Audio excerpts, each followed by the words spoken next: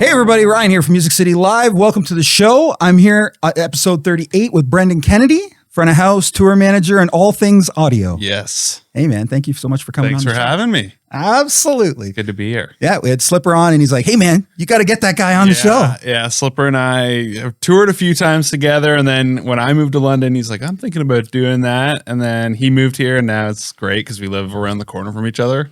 And, you know, we play golf in the summer and stuff. So Did you go to O'Ear? No, I didn't. Okay, because No, I know you probably watched his episode, but we had a whole comment on. Yeah, so forgive me if some of my answers are the same because I watched his episode so recently, and then that's okay. Now I'm here, so no, it's good, man. All good. It's all the 2 degrees of separation in the Canadian music business. Yes, exactly. And in this case, 1 degree. Yeah, man, that's cool. So we met a while back on some PA shop shows, I think. Yeah, is where we met. And but you've been the world touring master since then. Yeah, I guess. Yeah, it's been a crazy couple of years. I mean, it was a crazy. I feel like my career is in 2 separate spots. It was like before COVID and then after COVID, and it's like been after COVID has just been nonstop, and it's been cool. I've gotten to see a lot of the world a few times, and it's still going. Like I'm about to go to Europe and Australia in the next 6 weeks. So it's like when I come home. Yeah. So it's been nonstop, which has been great. Yeah. I get this. This is the thing when you're a touring guy. Yeah. Speaking of which, so I was surfing your Instagram, and I saw that you got engaged at some point. I got engaged 3 years ago. Yes. 3 years. 3 years ago. Yes. And so are you still engaged? I still am engaged. Yes. Okay. And we finally have a date for the wedding after 3. And this is why I wanted to bring this up, because for those people that don't know, having a relationship when you're a touring guy is very, there we go. Yeah. Is very difficult. Yes. So I'm curious to know how this is going. It's going amazing. Like, I mean, she's the best. Like when it comes to touring, like we've been together for 9 years now, engaged for 3, getting married this fall or late summer, early fall. And, yeah, we met through the business. She works in radio. She works for Virgin here in London and Windsor and Kitchener. Met at Trackside in 2017, I want to say, in London. Yeah. And that's when we first met. So, yeah, she's great. Like she's come out on tour a few times, and I feel like that has helped with her like getting it. Like, oh, you have to sleep in a bus. This is not very comfortable. Like you work all day, every day. But no, she's been great with it. Obviously, like early stages of being in a relationship and touring, it can be challenging, especially I lived in Toronto at the time too. So not only on top of touring, but we were also 2 hours distance when I was like home from tour. So that was challenging as well. But once we got through that, and then we got through COVID of me being home all the time, it was like a stark get out of here contrast. That's when we were like, okay, this is clearly working because I'm good when you're gone all the time, and obviously we miss each other and everything, but I'm also good when you're home. So yeah, it's a good thing. Yeah, it's great. Sweet.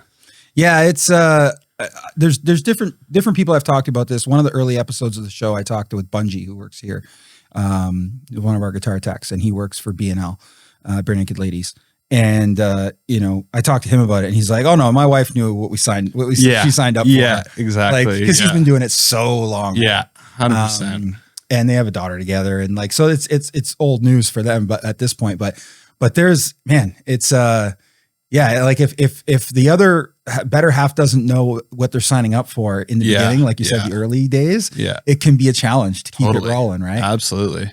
So kudos to you guys. Thank you very much. Congrats and thank you with the wedding coming up. This is great. It's exciting. The response we got was finally, but it's just we've been so busy. I mean, like we bought a house in that time.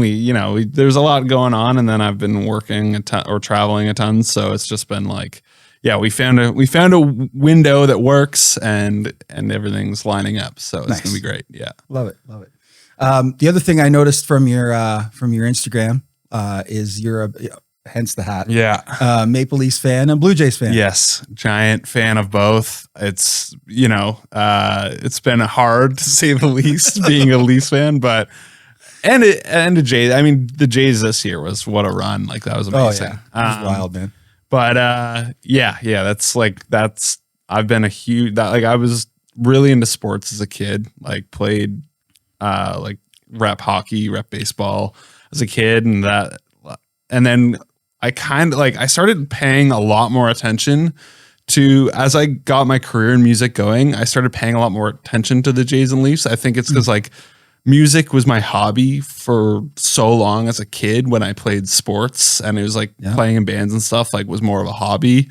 And then when it kind of reversed and I got more into music and less into sports, it's I think that became my diehard hobby was Jays and Leafs. And I never thought of it that way, but that makes sense. Actually. Yeah, and when you start going to shows and you're but when I go to a Leafs game or a Jays game, it's that's the energy I thrive off of now. I went to a playoff game this year. There was the one they got crushed at home of the Jays, but I went with some buddies. It was so fun. We had a great time. But yeah, the Jays. The whole world basically, was watching that whole ordeal. Yeah. And what an ordeal it was, man. I mean, my wife, even my 6-year-old, can I stay up? Can I watch it? And she doesn't even play, she doesn't play baseball. Me and her throw the ball around and stuff. But yeah, what a great time. I was old enough to know better. I was playing ball in school when the Jays were in the World Series in 92 and 93. And I still have a bunch of my memorabilia that I kept because I'm a bit of I don't throw things. Yeah. And this drives my wife insane. But I was able to pull a bunch of it out. And I even had original London Free Press articles that they had published from then with all the players listed in it. And so this became all of a sudden cool that I kept stuff because here I am showing my wife and my daughter this stuff and they're like, oh, this is amazing. Yeah, that's cool. But yeah, good on the Jays, man. I mean, they were up against some really talented players, especially those Japanese players. Oh yeah. And hence now they've signed a Japanese player. They have. Yeah. So we'll see how this goes. Yeah, it's cool. I mean, I've been to Japan a few times. It's cool to see you go there, Shohei Ohtani is everywhere. It's such a crazy market for baseball. And I've been to a game in Korea, which is so cool. Yeah, I went to a Korea League game and the atmosphere is unbelievable. Really? It's so cool. Yeah. Wow. In what way? What? It's just different. It's kind of more like European soccer where they divide the fan bases in the stadium. And so you got cheering on either side for whatever team they're cheering for. And there's dancer. It's just it's such a different environment than North American sports culture in general. It was just fun. It was just and also not having a rooting interest in a team, just going to just the enjoy. Yeah. And we went and we had a lot of fun. We tried to go again this year, but we went on the two Seoul teams were playing each other, and it was the most anticipated game. We didn't know this, but it was the most anticipated game of the whole season. Oh, yeah. So tickets were far sold out. Oh yeah. We were trying to buy scalper tickets, and it didn't end up working out. They didn't want our Canadian cash. We couldn't find an ATM. It was this whole thing. Oh yeah. Oh well. Wasn't working out. Yeah. Kind of like NAM for me this year. Yeah. That's cool, man. Well, yeah. I mean, I've been my family, of course. My mom grew up in Northern Ontario, and my grandfather and my uncles are diehard Habs fans. My dad is a diehard Habs fan. Yes. And so growing up down here, I never played hockey, so I never really got into hockey like some of my other cousins and stuff. Some of my cousins have really gotten into hockey and played hockey, their whole lives. But I never did. And my dad wasn't really into it. He was a music guy, right? Yeah. But obviously, due to proximity, I ended up gravitating to the Leafs. Yeah. And I've been to a bunch of different games, a bunch of different spots, had some gold seats one time. Which nice. Was cool. I went last Monday to a game, which they lost, but. Yeah, they're having a hard go right now. Yeah. For sure.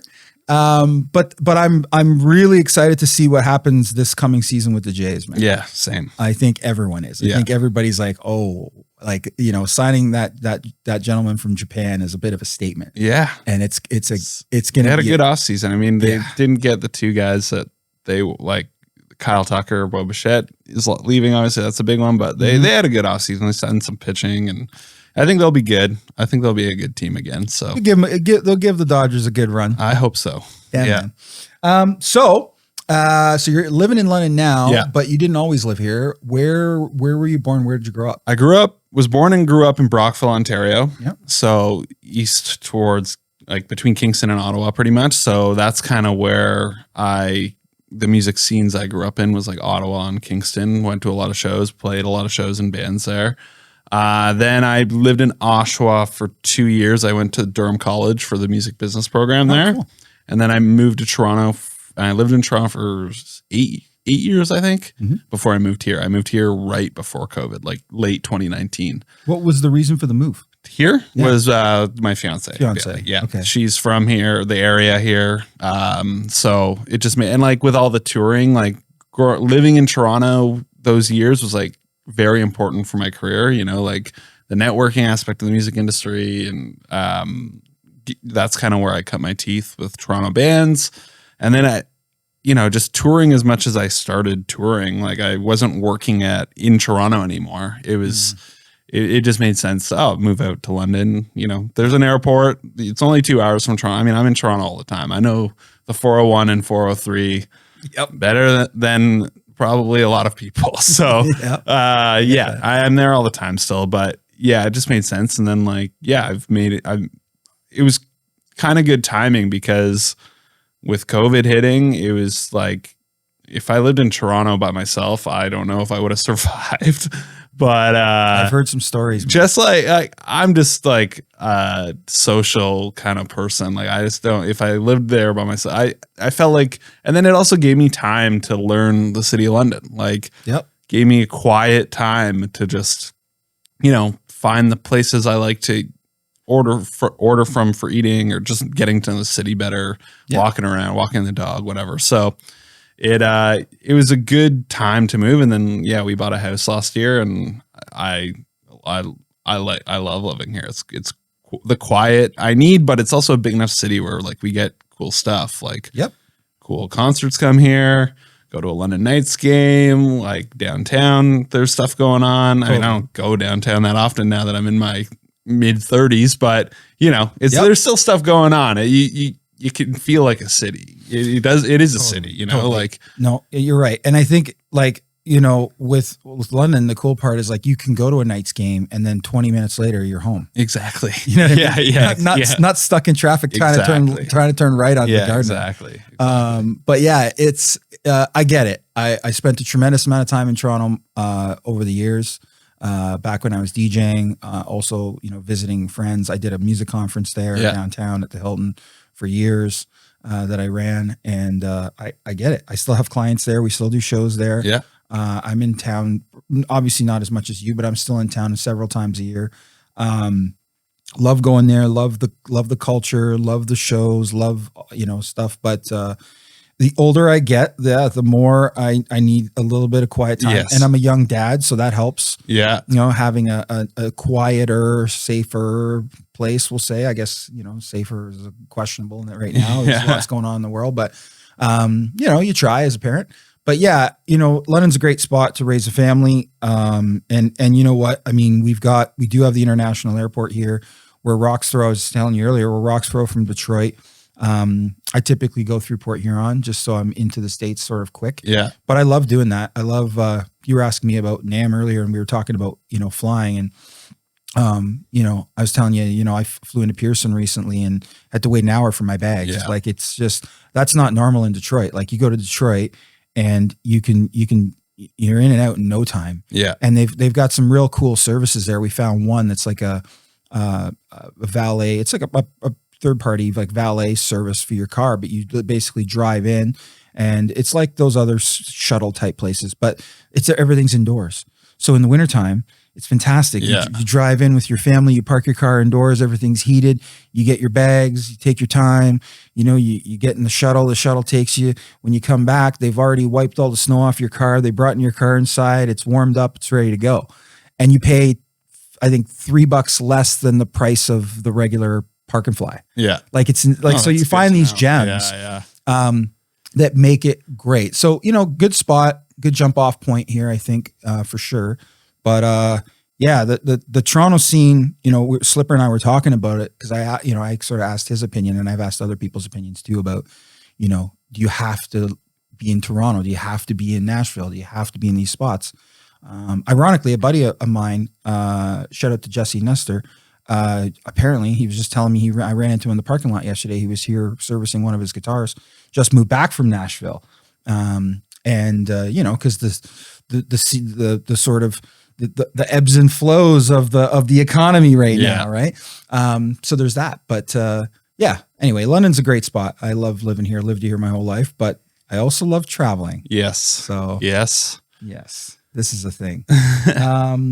So how did you get into music? Like, is that something that was early on for you? Yeah, or? I think so. I mean, my dad is a huge music fan. Like, big record collection, plays guitar. Now he plays in like a fun band with his buddies. Like, now that they're like retired, like they play like once or twice a year, but like so he's really into music, and I found a love for music. Like, I remember like watching like the Beatles movies, like Hard Day's Night and stuff, like as a really young kid. Like, it was exposed to me all the time. And then, I mean, like, growing up in the Much Music era, I had an older brother too. So like, I feel like when you were young, you kind of just like follow your older brother. Like, when he found Blink-182, it's like, then I start listening to Blink-182, nice. You know, like, it's so love Blink-182. Yeah, exactly. So like, and I grew up in like the last Much Music era of like, then that was always on. I was always watching Much Music. I remember like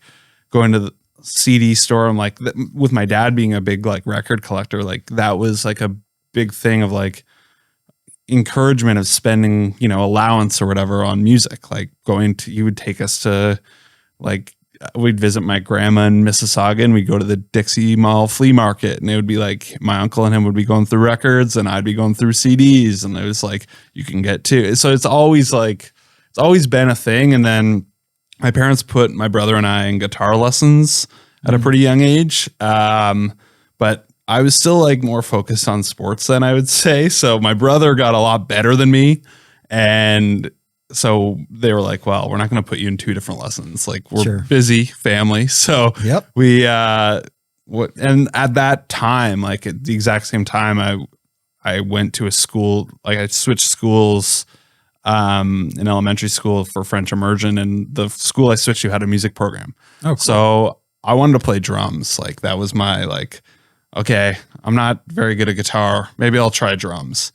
And like that year, with the supportive parents I have, they bought me it. Like, I was into it, and they bought me a drum kit, which like Slipper said, it's like the same, like every parent that buys it, like they got to be dedicated to buy a drum kit, So like right away, my parents bought me a drum kit, and then I feel like drum kit is the equivalent of hockey. Yeah. It's a commitment. Yeah, exactly. So I got really into that. And then like that was also like the MySpace era was starting around that time. Oh, wow. So like I got really into like finding bands on MySpace, and I started like in grade 8, like local shows in Brockville that were like happening. And I would go to every single one. I was just like, it like engulfed me. I was just like, this is amazing. Like, going to see 5 bands who like, maybe like one of them is maybe played on Much Music, but that's cool. Like, and I would go to shows, my mom would pick me up and drop me off. And then like,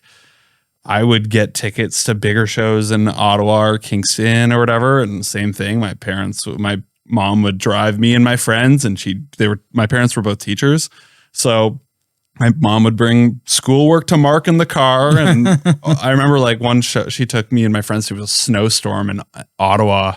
It was Alexis on Fire at the Civic Center there. Oh, cool. And one of my friends couldn't come, so she came into the arena. We had floor tickets, but she asked like one of the people, hey, can I just sit in the seat? And she just did her school marking while Alexis on Fire played a show. So like my parents were super supportive of like, and they saw that I was driven. I started playing in bands. I met a friend who was like, he played guitar and sang, and we started a band, and we were in a band together for 8 or 9 years through elementary school and high school, and members, came and went as we went, but like, and it just like, and then I just took on the role of,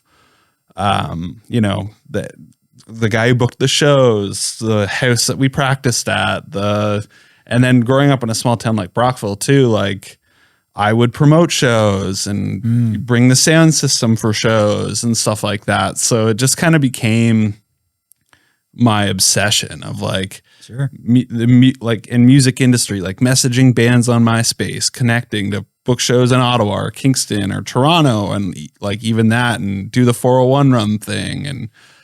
And like, so that became my life, like that. And I just really dove in. And I think I was like 13 or 14 when I somehow figured out what a tour manager was. Like from just like, you know, being on MySpace or Facebook or whatever, like all the time, and like watching these bands that I liked, and I figured out like, oh, there's a job to be had. So I just like was obsessed with it really. And as my band went on, and like with my parents being teachers, or like post-secondary, like we don't care what you go for, but we want you to go. So I looked at Durham College for a music business program, and I saw there was a tour management class, and I was like, okay, cool, this is what I'll do.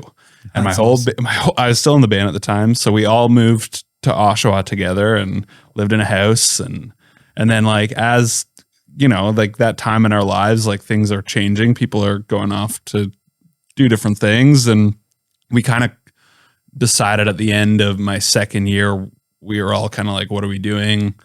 Like, I'm finishing school, you guys are finishing whatever, like, and then we kind of just were like, maybe we call it a day.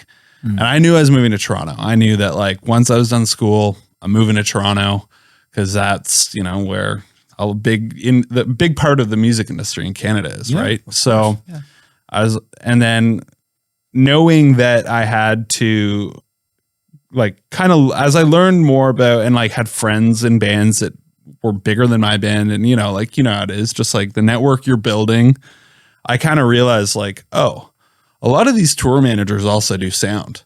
I should probably learn how to do sound more than just like plugging a mic in my parents' basement, you know, like, sure, yeah. So at the Durham College program, they had like this class. It was kind of a mini music industry on campus. So there was like a live sound division, a photography division, record labels, management companies, and like you all kind of work together. So like the management would sign an artist or whatever. They might be in the program, they might not be, like, and then like the promoter group would put on a show. The photography group would do their photography, the recording studio. Yeah. So it was kind of, and like you had to get hours. So I did the live sound one. And as soon as I signed up for the live sound one, I just took every advantage. Like I did every open mic, I did every show. I was setting up the PA, mixing, like every opportunity I had, I took, because I knew that's what it would take. And yeah, so did that. And then like, that's when I was like, okay, this is what I want to do. I want to tour manage, and I'll go into live sound. So after school, moved to Toronto. With that in mind, worked some really bad retail jobs to get by. Then I got involved with not the union, but like Snap Hook, with like setting up shows, you know, load in, load out, that kind of thing.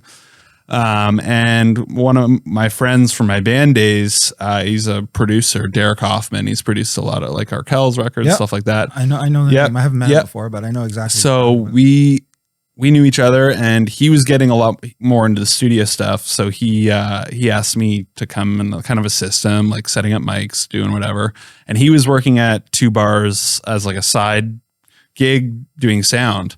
And because he was getting so busy in the studio, he's like, I don't have time to do this anymore. Like, go work DJ nights or whatever on a Tuesday. So he suggested me to the boss, and then I started working at Sneeky Dees and Hard Luck in Toronto. And wow. And those are the first 2 places I started working as a sound technician. And yeah, just mixing all kinds of stuff, like mixing, you know, one night would be like a 5-band local metal night. And then the next night would be like a touring act. Maybe they had their own front of house, maybe not. And I would just work all the time. Like I would take every shift, DJ night, band, whatever. I would do it. And yeah, and then worked there for like 3 months. Like this is like, there's a lot of just like time and place, but I think that's everybody. Like there's just a lot of right time, right place. Who you know, timing can be key, man. Yeah. So honestly, Chris Cresswell, who's the singer of the band The Flatliners, like awesome Canadian punk rock band, been around 20 years plus now. Yep. He was a bartender at Sneeky Dees when he wasn't on tour. Oh, wow. So that's interesting. We worked a show together. He was a bartender. I was doing sound, and we were just chatting, and he like, oh yeah, you want like, I was like, yeah, all I want to do is tour. And then I mixed the show. He's like, yeah, that sounded great. What are you doing like next month? I was like, nothing. And then they asked me to go on tour. So it was wow. And I was floored. I was like, yeah, that's what I want to do. And then, I did my first tour with them. And then it kind of just grew from there. Okay. Yeah. Wow. Yeah, that's cool, man. I mean, like you said, it's timing and it's being in the right place. Yeah. Right. At the right time. Definitely. From the sounds of it. Yeah, for sure. Absolutely. And like, I'll say my first tour, like I didn't know much, like I didn't know much about, like I'd been doing sound like for maybe a year and a bit at this point, but it's like, I felt like I had an ear and I wanted to work hard, and that's kind of what people saw in me. So it was like, all right, take them on tour, see how it goes. If you have an ear, and the working hard piece is a thing, man. I mean, I hire I see a lot of people come through here. Yeah. And when I see somebody who really wants it, like somebody who's really like, let's go, like you can tell, like they stick out. Right. Because 100%. There's a lot of people that are just putting in the time because they think what we do is cool. Yeah. And like, that's fine. Well, it's like the Durham College program is a perfect example of that. Is like my first year, day one, there was like 110 students. And my graduating class was like 40 students. And like me, and I mean, I graduated in 2013, but like now I think there's like 3 of us that still work in music. Oh, wow. Maybe of my graduating class. That's wild. But like, it's the same thing. Like people show up like, oh, I like music. Oh, this is what I'll do. But then, yeah, but then they kind of realize like, oh, it's hard work. It's hard work. Yeah. And you gotta, there's so many fine lines of, personality, but also mixed in with knowledge. Like yeah. So there's a lot of moving parts. Yeah. Especially when you get into doing both sound and tour managing and. Yeah. Because, the amount of hats the more hats you can wear, the more work the more valuable you become. Yeah. Especially to the highest level. Like, yeah. Slipper, was talking about, trying to aim for like this high level. Right. And I think that, my experience of, now 30 plus years of being in this business, of live music is that, generally speaking, it's not always the best sound man that gets the gig. It's the person that can wear the most hats, put out the most fires. Yeah.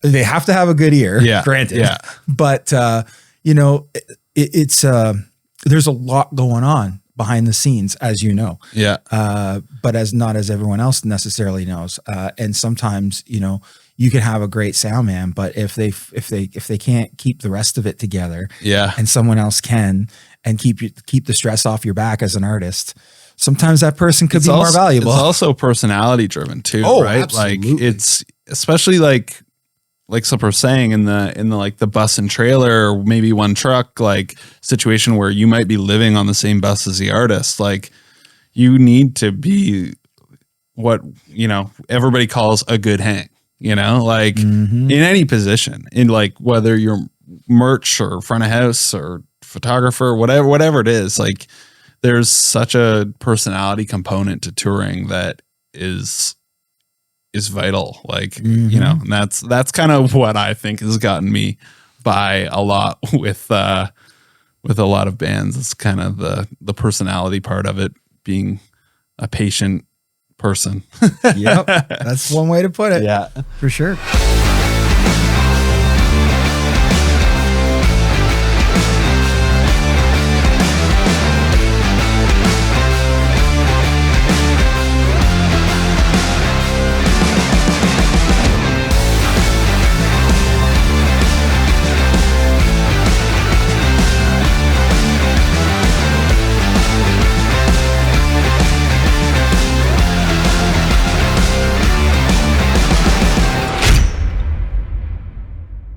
You mentioned Much Music earlier. Do you think that Because you sort of, I mean, I grew up with Much Music, but you know, I feel like I was the last era of the true Much Music. I've also never had I've never had a cable bill in my name. Like I've subscribed. I got, you know, streaming services and my phone. I'm like a lot of other people now, where we consume music differently than we did back then, right? Yeah. So it's interesting that you say you were immersing yourself at the time in music, and Much Music was a component of that. And it's kind of gone away, you know? Yeah. And so I don't really, I mean, you know, people, you know, cult followings of music, people are going to find the music. Yeah. You know, the real hardcore people are going to find their way and find the music. And certainly access to music is better than it's ever been with the, you know, internet and social media and devices and YouTube and everything else. But I think it's different. Like I'd be curious your take on what you're seeing out there. But I think it's different because I think now everything is a little more siloed in my opinion. Like, you know, it's harder for an artist to become like U2 as an example, right? Yeah. Just using them as an example. But like there's a band that, you know, created a real, you know, cult following of people, and then grew it into this massive monstrosity of world global touring at the highest level, you know, production, you know, their old stage, The Claw, is now a shopping mall or something. You know what I mean? Like just at this insane level. And I know obviously they had a lot of help, you know, there's different people who helped along the way, the Live Nations of the world and the different major promoters in Europe and stuff, make that a thing. But, yeah, I think that the way that young people and actually I won't take credit for this, but a friend of mine who I had as a speaker at a music conference I did in Toronto years ago called CDJ Show. It was a electronic music conference. There's a gentleman, his name is Matt Adele, and Matt was the VP of Napster and eventually went on to create Beatport, was involved with Beatport. And the DJ download service. And I had Matt speaking, and Matt said at the one conference he was speaking at, I had my friend Eddie interviewing him, and he said that the difference is that instead of getting tribal around music, like that era that you were in, they're now getting tribal around social networks. And the music is a component of that. Yeah. Right? Like a tool in the toolbox, if you will. And so I find that very interesting.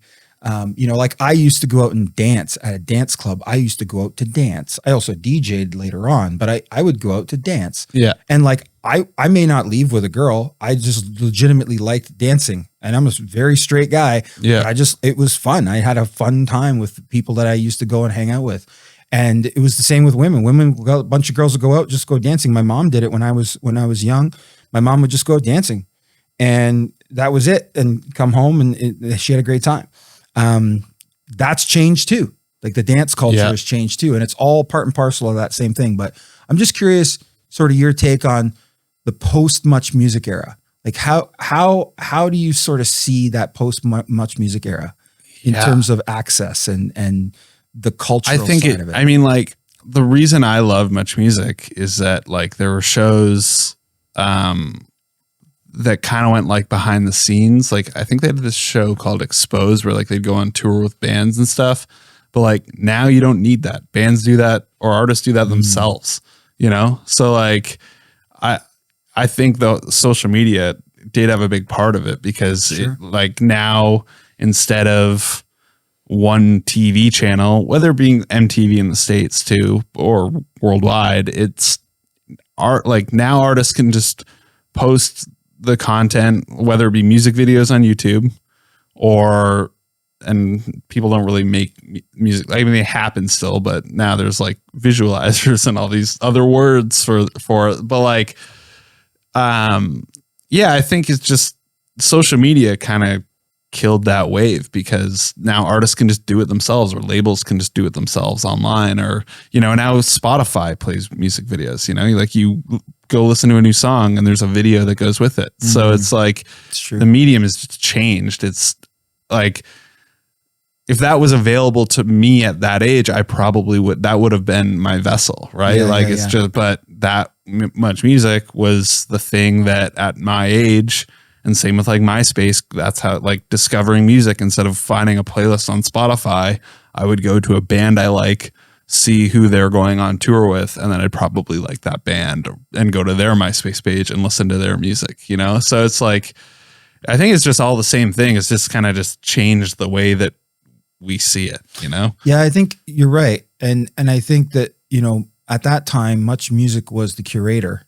Yeah. And now, and you're right, now the bands are the curator of that content. Yeah. And so I guess the question is, you know, as a TM out there, are you seeing bands hiring people to curate that content alongside them? It's such a, or are they doing it themselves, or both? Both. Depends on the act. I think it's very collaborative, because I think like, especially with a lot of the artists I work with, I mean, some of them, it depends on like the era that they came from. I think like the younger generation of bands, like they have such an idea of like their aesthetic or what they want to present, so they're very involved in it. But there's other artists I work with where like they might have a content person a couple days on the road, maybe not the whole tour. They capture some content that them or their management company or their whoever has come up with to get done to put out to these services or whatever. But I guess I'll touch more on like the younger one, because like I think the one, like the younger acts that I see, like there's always a content creator on the crew, like whether photographer, videographer, both, someone who does socials, like whatever it is, like you can always count on that being on the crew now, like, because it is such an important piece. It's like to take videos and photos of the show, either you piece them together, whatever, like edit them. I mean, I don't do it. So I know there's a lot that goes into it, but totally. And then get them up instantaneously. So like by the time the people that went to that show get home from that show, there's content that is driven from that show. I've seen this. Yeah.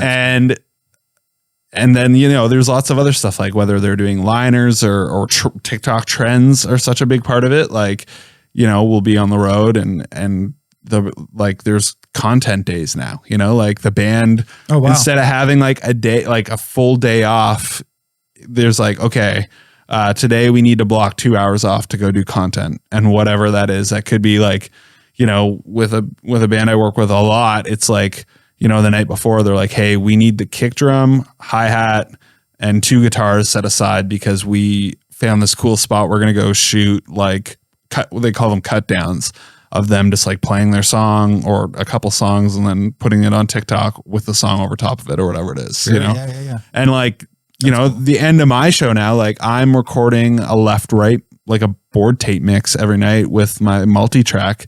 And I'm like, the first thing I do after I'm done the show now is I stop that record, I save it, I take my hard drive to the dressing room or the crew room or wherever the photographers, or the bus maybe sometimes, and I hand it to our photographer videographer, because they want that mix to like layer in with their camera audio so it sounds great when they're shooting on stage, you know? So yeah. Like, and that's smart. And like I work with a photographer who's like, this guy's brilliant. I'll shout him out, Jake Dom. He's like this amazing videographer. And like he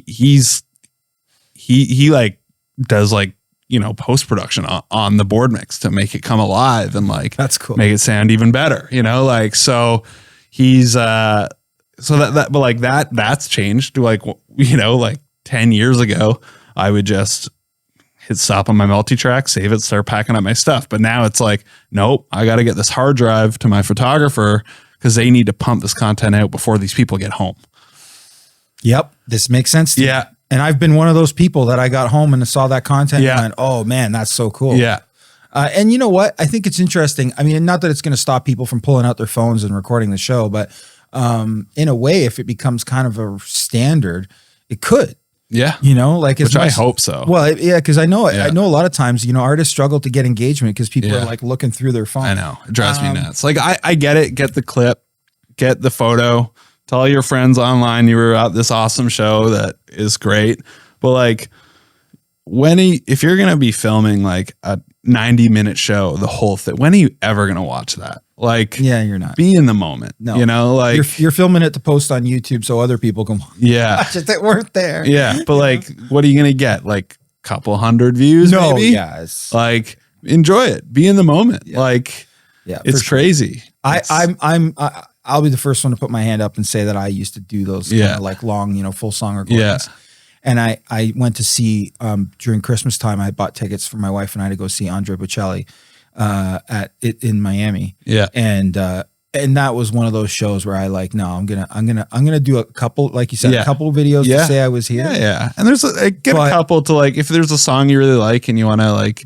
But I wanted to take it all in, because that's the kind of artist that like, I'm not gonna see him, pile of times. Yeah, and it was just one of those things. It was his last Christmas show. It was his last show before Christmas.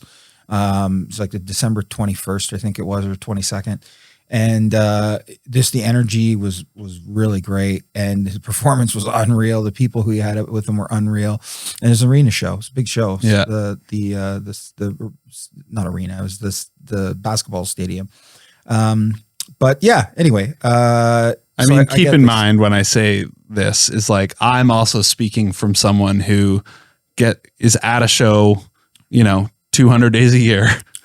And I also don't have like the connection with my phone of like, I need to film and take photos of stuff. Like that's not really who I am. So I get why if people are going to see one of their favorite artists, like I understand why they want to shoot it and stuff. But for me, I'm like, the best part of going to a show is like being in the moment with the artist and the rest of the crowd. And like, that's the best part of going to see a artist or band I really like. I feel like, I know GoPro's struggling. I feel like GoPro missed their following. Yeah. They should have came out with like some type of a non-intrusive like camera for people to record the concert. Yeah. You know what I mean? Like you strap to the side. Yeah. Well, I mean, like if Meta glasses get, I don't know what I also don't know, but like I don't know what their audio quality is, but maybe that if they improve the audio quality, maybe Meta glasses is the future for recording full shows and still getting to kind of be in the moment. I guess you're wearing sunglasses at a concert, but whatever. So you getting into touring was going on the road with the gentleman that was bartending. The Flatliners, yeah. Flatliners. Where did it go from there for you? Like that was your first sort of tour. Yeah. Were you tour managing on that? No, I was just doing sound, just doing front of house. So where did the tour managing aspect come in? How did that very quickly? Actually, yeah. So after that tour, I did a bunch of shows with them that year, and then a band called Royal Tusk, who I was a huge fan of the band that the guys were in previously, 10 Second Epic, were like one of my favorite bands as a kid. They actually reunited this year, and I went all the way to Edmonton to see their reunion shows. Wow. It was so fun. That's cool. So Royal Tusk, they were going on tour with Big Wreck, supporting, and they asked me to come on as TM front of house, and I was like, yep. And I, blind confidence again, just like, yep, I can do that. And luckily, Big Wreck's crew on that tour were a bunch, they had an A+ crew, unreal. And I learned so much from that tour alone of their tour manager, who I've worked with now, Josh Thomas, awesome guy. He kind of took me under his wing on that tour. I think he kind of saw it that I was driven and I wanted to do it, but I was young and I hadn't done a lot. So he was really helpful to me on that tour. I learned a ton, both in audio and tour managing, and the guys were great. And it was just it was a lot of fun. And that kind of got me kickstarted to okay, now we're doing this. And then shortly after, I got the job with Glorious Sons, right when the Union had come out, it had just come out. So yeah. And I was young at the time. I was 22 or 23, and they hired me to TM front of house, and right as things were picking up for them at that time, the first, and that was something else for sure. And then it just grew after that, you just meet different people, different managers, different, like you tour the band, you meet them, then they go on tour. Like it's just one of those things, and kind of just took off after that. And yeah, and then it's just been going ever since. So you did a stint with Glorious Sons, and then you did another stint with them. Yeah. So what's that all about? Yeah. So like I said, I was young. I was pretty young at the time, and I did about a year and a bit with them, and then they let me go. And honestly, it was the best thing, I think, for my career at the time. Like at the time, I was not happy. I was mad. I was pissed. I was bummed. Like all of them.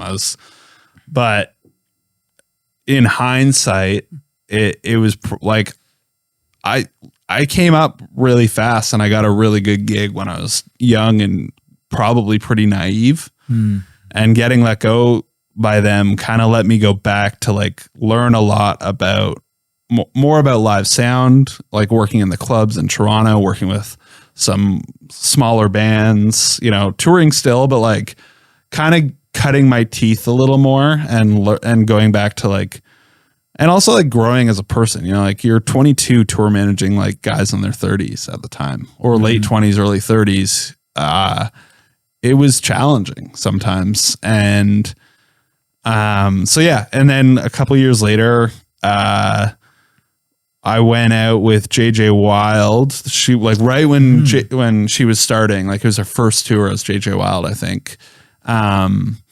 And Glorious Sons needed a monitored person on that tour too. So I kind of just like jumped back in with them, and then like it was great because for a couple years there, I went and did my own thing. They went and did their own thing. They grew a ton. Like this was like they were on a rocket ship at that point. And then I came back into the fold, and it was like we were great, and we toured so much from then on. Like that 2 years right before COVID leading up, like we probably toured more than any band I know. Like we were awesome. Gone constantly. So yeah, that was a really great thing, and love those guys. Like they, you know, we went through a lot together, you know, like we saw a lot of stuff. We had some great times, some challenging times. Yeah. And then like recently, I like in the last few years, I think they've slowed down a bit too. Like they're not as busy. And I started working with another band that do a lot more internationally. And I just felt like that was time for a new challenge for me to do a lot more internationally. Like, you know, with Sons, we went to Europe a couple times, and a lot in the US and a lot of Canada. I just felt like it was time for me to try something different. Like with the Sons, I was like tour manager, front of house. Then I came back on monitors, and then we had a bit of a change up in the crew, and I went back to TM front of house, and then just TM, and then back to TM front of house. So it was like there was some like things there where I was just like, okay, I'm gonna go do this other thing. You guys are gonna do your thing, and like I mean, we're still all cool. Like if I saw any of them walking out of here, it'd be a hug and hey, what's up? And, yeah. So yeah. You know what? That's important, man. Because like I said at the beginning of this episode, man, 2 degrees of separation. Yeah. Sometimes 1. Yeah. And, you know, and the Canadian side, especially, man, it's such a small biz. Absolutely. And you know what? These are people that you spend a lot of time with. Yeah. And so, you know, keeping it real with everybody is always super important. Yeah, absolutely. That energy has to stay positive. Yeah. That's cool. So let's get into who you have worked with. We got some photos to go through, which is always fun. Yeah. I love that. So the bands I'm currently working with the most, the last few years have been with Valley, like a Toronto, like alternative pop band who are awesome, really good band, like do really well in Asia. They do well in the US, well in Europe. And I just started with the Beaches as of a couple months ago. So Valley's kind of going to write a record for a while. Same management, and then we did this tour together this past fall, the Beaches and Valley, which was super fun. So it kind of worked out that my friend JB, who he was tour managing and doing front of house for the Beaches, he had to leave the tour And so he brought in my friend Connor Young, who's another TM front of house. And then I was there with Valley. So this is actually like the most unique, cool tour because I was taking over the beaches after this tour, and Connor was there for this tour. And we've both worked with Valley as well. We kind of just decided, hey, why don't we just like both tour manage? And then you mix the beaches and I mix Valley. And it's like a well-oiled machine. We're all sharing buses. Like we had a girls bus and a boys bus. Oh, that's cool. So it was like just like a one big family kind of thing. It was so fun. And it just made sense that that's what we did. And it was a really good time. Girls bus and boys bus thing. That's interesting. Yeah. That's fun. Because like Kara, the drummer of Valley, she was on the girls bus with our photographer Steph. And then like obviously all the girls on the beaches and some of their crew and then like the guys in Valley and some of the beaches crew were on our, but it was awesome. It was so fun. Yeah. What's this? This is at Ottawa Blues Fest in 2019. Growing up, I went to this festival all the time. Like this was my festival every summer. I'd go see all the bands I love. And Glorious Sons got to headline the Saturday night of Ottawa Blues Fest. We had like that summer was crazy. Like we're on a tour supporting a band in the US, and then we had festivals in Canada on like the weekends. And it was great. Like we had to take a private jet from Sacramento to make this show, which was fun. It's a cool, something I never thought I'd do. It's a cool story to have. Yeah. And then like we went the next day, we played Quebec City, and then the next day we flew back. So we did 4 shows in 4 days: Sacramento, Ottawa, Quebec City, Portland. So we were just all over the place. Yeah. But this was cool. My parents were there. Bailey, my fiance, drove down from London for this because it was a big deal for me to do a show with a band headlining Ottawa Blues Fest. So, absolutely. Yeah, it's a killer show. This was some country drive-in show over COVID, which was interesting time for sure. The whole drive-in era of people, I'm glad that this one had a PA because the first few didn't have PAs. And people tune in from the radio. Yeah, and we didn't what I don't think a lot of people realize is that each car manufacturer has a different delay time.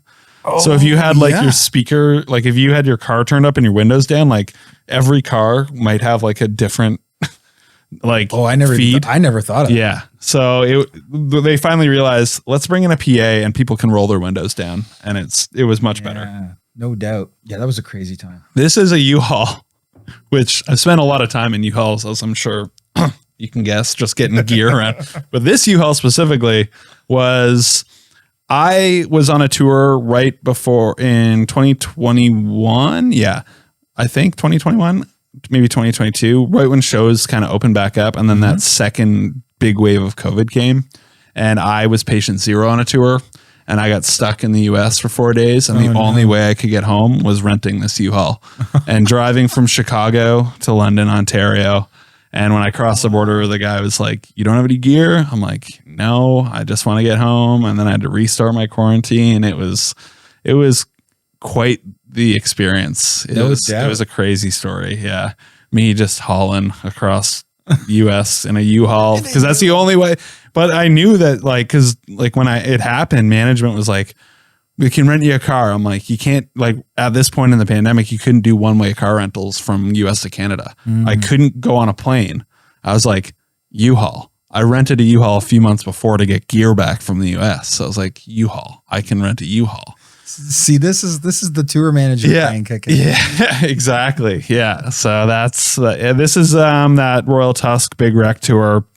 My first cross Canada tour as a tour manager front of house. I think this is Thunder Bay Community Auditorium. Yeah, I think you're right. Yeah. I've had a couple guests on before that have done shows. Yeah. This makes sense. So that was the first tour where I was mixing bigger, I was worked for a year and a half. I was mixing shows at Sneeky Dees and Hard Luck and maybe Mod Club.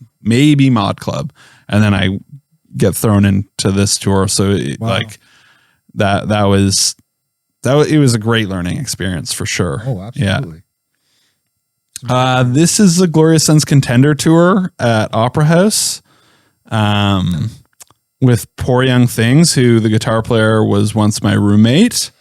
and Northcote, and they brought both openers out for the encore here, and it's just a crazy crowded stage. That show was electric. I remember like these days at Glorious Sons shows, like you don't see many people crowd surfing, but like that night, I think it was like every song someone was up crowd surfing. Yeah? I was like, this is crazy. That's awesome. Yeah. This is me working at Sneeky Dees back on a old Allen and Heath analog desk, nice. Which is great because I learned on analog. So I literally have one of those desks sitting in the back waiting to be repaired. Yeah. Somebody brought it in and said, if you can fix it, you can have it. Yeah, exactly. So yeah, I spent a lot of time in that booth doing DJ nights, mixing punk rock bands or indie bands or whatever. That booth is kind of where I cut my teeth. So yeah, that's cool. This is there's some PA shop cases in the back for you. Look at that. This is our first show back from the pandemic in Sarnia. I remember I think it was like 570 days or something between shows. I think someone counted. So, and this was, I remember all of us just being like so excited to get back because absolutely. This was our first show back. This is when Glorious Sons played at Scotiabank Arena. Obviously being a big Leafs fan, big deal for me. Big deal. So I remember went up to the merch shop, got a bunch of merch that they discounted for me, which was nice. And I remember just being in the hallways and being like, oh, this is super cool. So yeah, absolutely. Yeah. This is my first show with the Flatliners in Montreal. First show as a touring audio tech. So that was great. I remember it was packed in there. It was for Pooza Fest, which is a punk rock festival in Montreal. Mm-hmm. And yeah, just like me being like, oh man, I can't believe I'm like thinking back. I'm like, I can't believe I'm doing this. Like this is Montreal goes all in on their concert stuff, man. Oh yeah. It's intense. Oh yeah. There's I said this on a previous episode, but there's a club, a DJ club in there called Stereo. And literally some of the most famous DJs in the world, when they're asked like, what's your most favorite club to play? That's it. Yeah. And it's like, it has to do with the sound system and stuff too. But the people there, from my experience going through there and even Quebec City, like that whole Quebec thing, man, is wild. The people just are so into it. Yeah. And production's high value and everything is just 100%. So cool. This is me at Pearson Airport after flying back with, I don't know if I checked all those bags, but I think there was only like 3 of us that checked all these bags. And then it was my responsibility to get them here because I think we were playing Rock the Park that year. Like we just flew back from the UK. And yeah, so I was like, oh, me with a bunch of bags. This is too common. You know what I just realized by looking at this photo? Because I never normally see that many pelicans in one spot at one time. Pelican really... If you guys are watching this, you really missed the boat on promoting, the fact of that, right? Yeah. Like, cause they promote there's other things that they promote that Pelicans do. But I mean, almost every front of house guy I know has a Pelican. Oh, I've so many of them now. You know what I mean? Yeah. I just realized it by looking at the photo. I'm like, oh wow, look at that. That's a great ad for Pelican. Yeah, it is. Yeah. Anyway, cool. This is me in Europe, like about a year ago with Valley. I think we had 24 pieces of checked luggage going there between bags and gear. And there's me ripping all the tags off. Just so that's all the tags just from right then and there. Yep. That's all the tags. So when I saw this photo earlier when you sent it to me, I thought this was like you trying to show all these tags that you had collected. No, this is from one trip. This is from one flight from Toronto to London, England. So yeah, we luckily freighted back from this tour, but because we had rehearsals and stuff, we hand carried everything there. Whoa. And it was, it was a lot. It was, we were waiting for our van to arrive. So I was like, our flight landed early or something. So I was just like, well, might as well do this now that way. And then one of the guys snapped this photo of me because he thought it was funny how many tags I had in my hand. Yeah, absolutely. It's crazy. This is me at the Troubadour in LA. Oh, that's with cool Glorious Sons. Their front of house, like club front of house, is like up in a corner, but we brought our own stuff in. And the show sold well, so they wouldn't let me put it on the floor. So I had to go up in the balcony where there's like these pews. So I had to like turn my rack sideways, set my desk up. It was It was a challenging way to mix, but made it work. We got it up there. Yeah, got her done. This is a photo by Jake, who I was talking about earlier. This is in Bangkok, Thailand, with Valley this past summer. That's a cool photo. He got up on the. I remember him coming up to me at front of house, being like, "Hey, can I get up on that grid?" I was like, yeah, let me ask. I was mixing, so I texted the person. They're like, yeah, no problem. So they took him out there and he got this awesome shot. And it's such a good photo. That is a good photo. Yeah. I just wanted to, because Valley does very well over in Asia, and it's such a cool photo for like a band from Oakville, Toronto area to go to Bangkok and get a cool photo like this. I'll be honest. I don't think enough people are talking about that. Yeah. You know, because until you just said that to me, I wasn't even aware that they were doing that well. Yeah. Yeah. They do well. We should talk about that. Yeah. More. Anyway. This is at Hollywood Bowl. Valley opened for AJR this past fall. And then we got on a red eye back because we played Bud Stage the next day. But this, Hollywood Bowl was cool. Like one of the best sounding like outdoor venues I've ever mixed.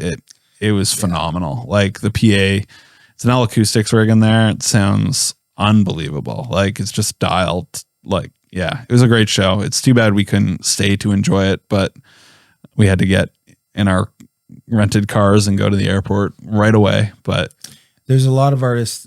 Sometimes it's because they live there, but for routing, right? But yeah, there's a lot of artists, and I know specifically Tom Petty. That was the last place he played before he passed away. Yeah, it's a really cool venue. Yeah. It's really cool.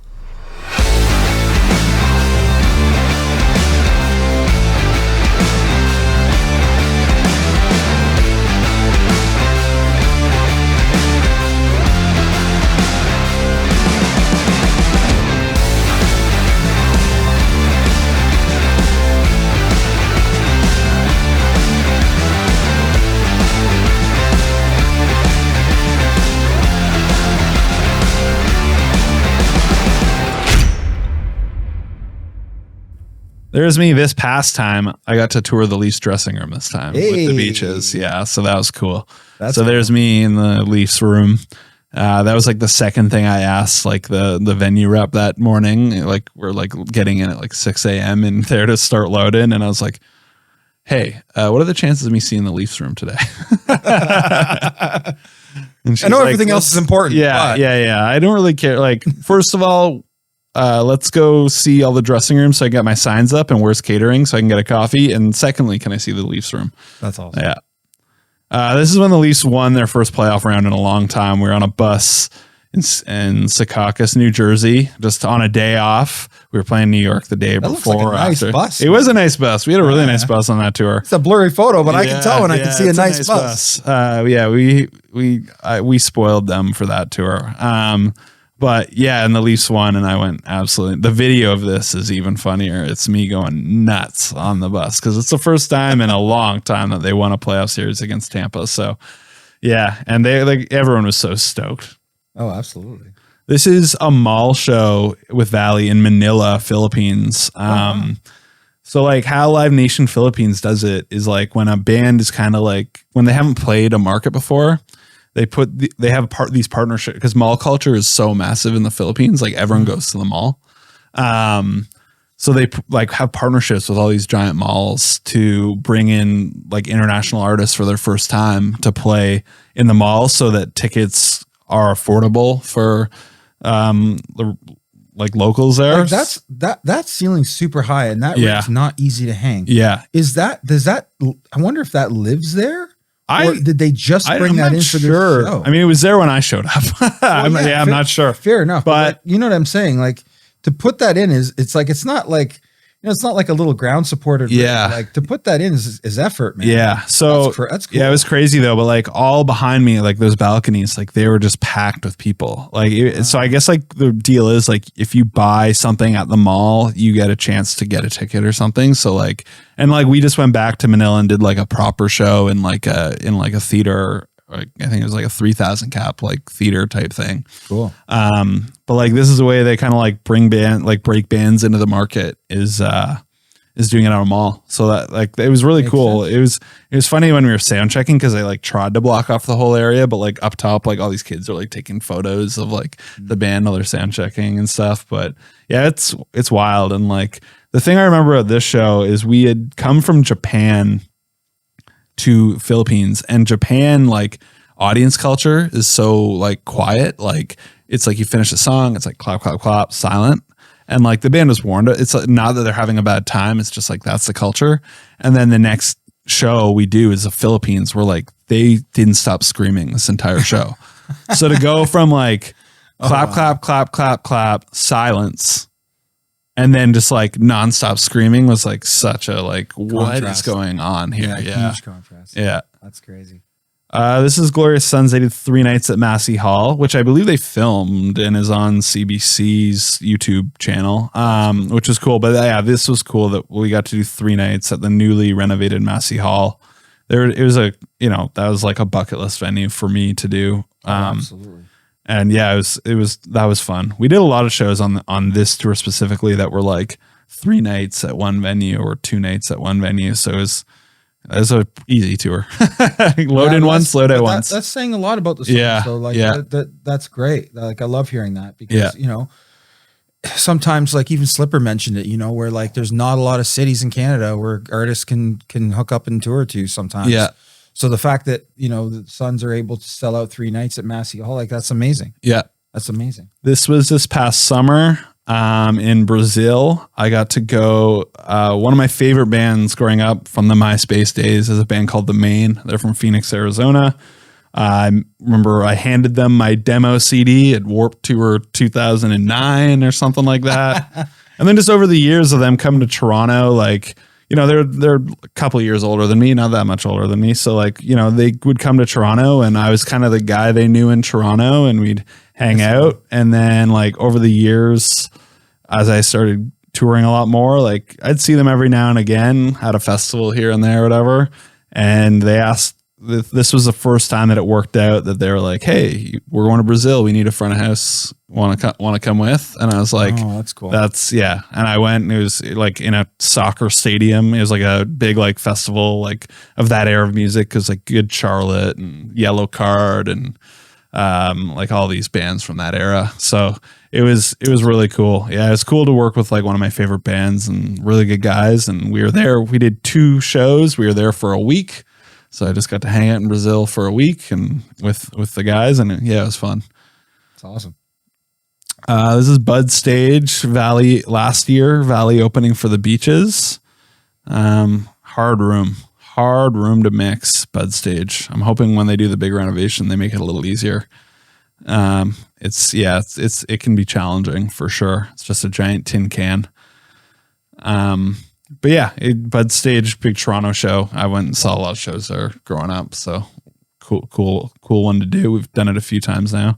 This was the next day last summer with Billy Talent. My friend Matt Blakely, who Slipper mentioned. Yep. He brought me into the Billy Talent camp, which was awesome because I was like talking about the Mississauga Flea Market. Billy Talent 1 was one of the first CDs I ever bought there. That's awesome. So to come into the BT camp was super fun. Did a bunch of shows last summer with them.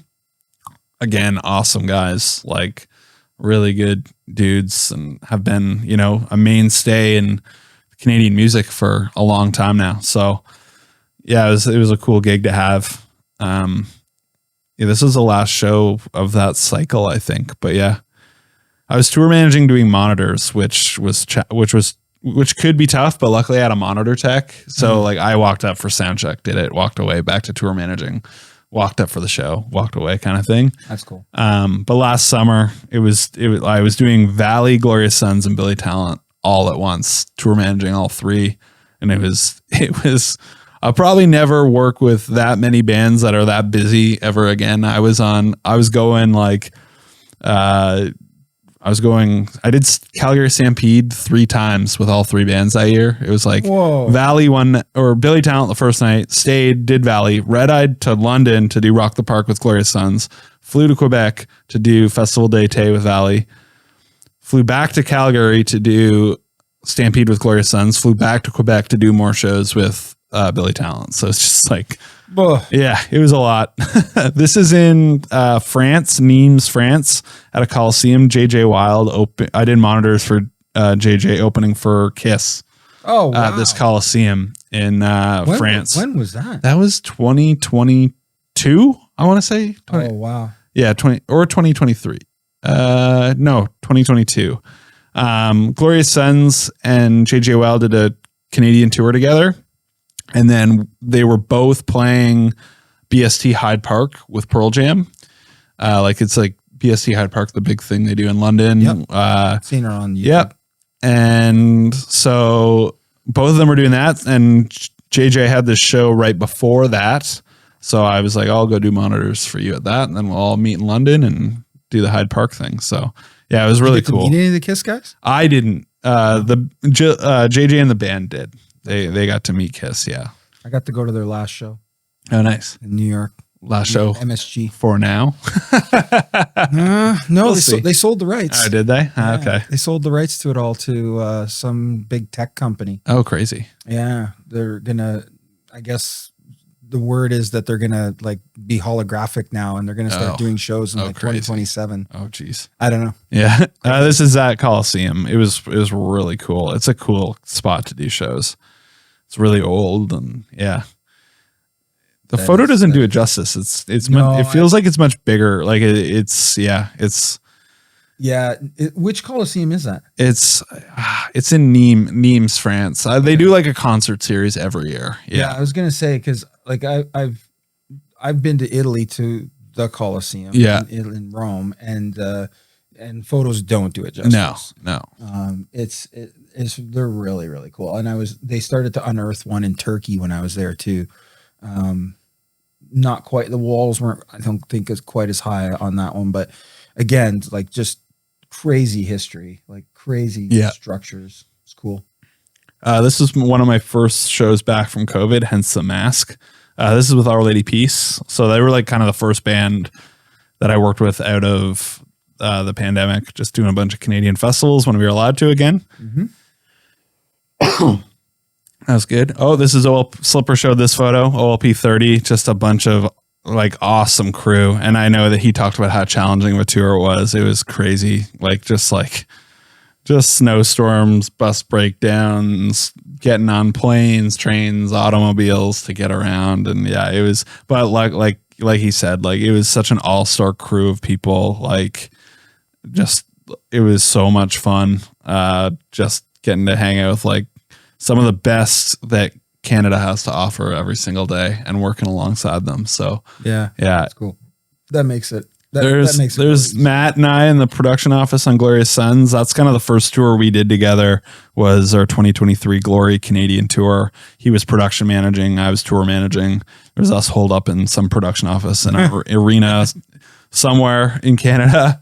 But yeah, working with him has been awesome. He's such a boss. Like he's a legend. Awesome guy. Absolutely. Yeah. This was cool. This was on my 29th birthday. We were playing in Houston. And what the guy in the center, I forget his name, but he works for the Houston Astros, and he messaged one of the guys in the band and was like, "Hey, would you guys be interested?" We played a venue like around the corner from the stadium. He's like, "Would any of you guys be interested in a tour of the stadium?" And he's like, "I'm not, but our monitor guy, it's his birthday and he's a huge baseball fan, so let me ask him." So then a bunch of us went over and got a tour of the Houston Astros. That's cool. Stadium, which was cool. It was just a cool way to split the day up. Yeah. I love that you're wearing the Jays cap. Yeah, this is coming off their World Series win, like after, it came out that they're like hitting garbage cans and stuff. And I asked him where the garbage can was, and they didn't like that. They didn't like that too much. Yeah. This is at SoFi Stadium in LA. The third and final time that, as of now, I guess, but third and final time Glorious Sons got to open for the Rolling Stones, which is just like, you tell 12-year-old me that I've done 2 shows with a band opening for the Rolling Stones. Like, it's crazy, so it's just like a crazy environment to be in. Working a show for such a legendary band in such a big venue. It's a cool part of the story for sure. I've never been in there. That looks massive. It's huge. Yeah, it's crazy. The technology is crazy. That's cool. Sydney, Australia. My first time there with Valley. Love Australia. I'm headed back there in a few weeks. Long flight. Oh yeah. Great culture there. Oh yeah. Love it.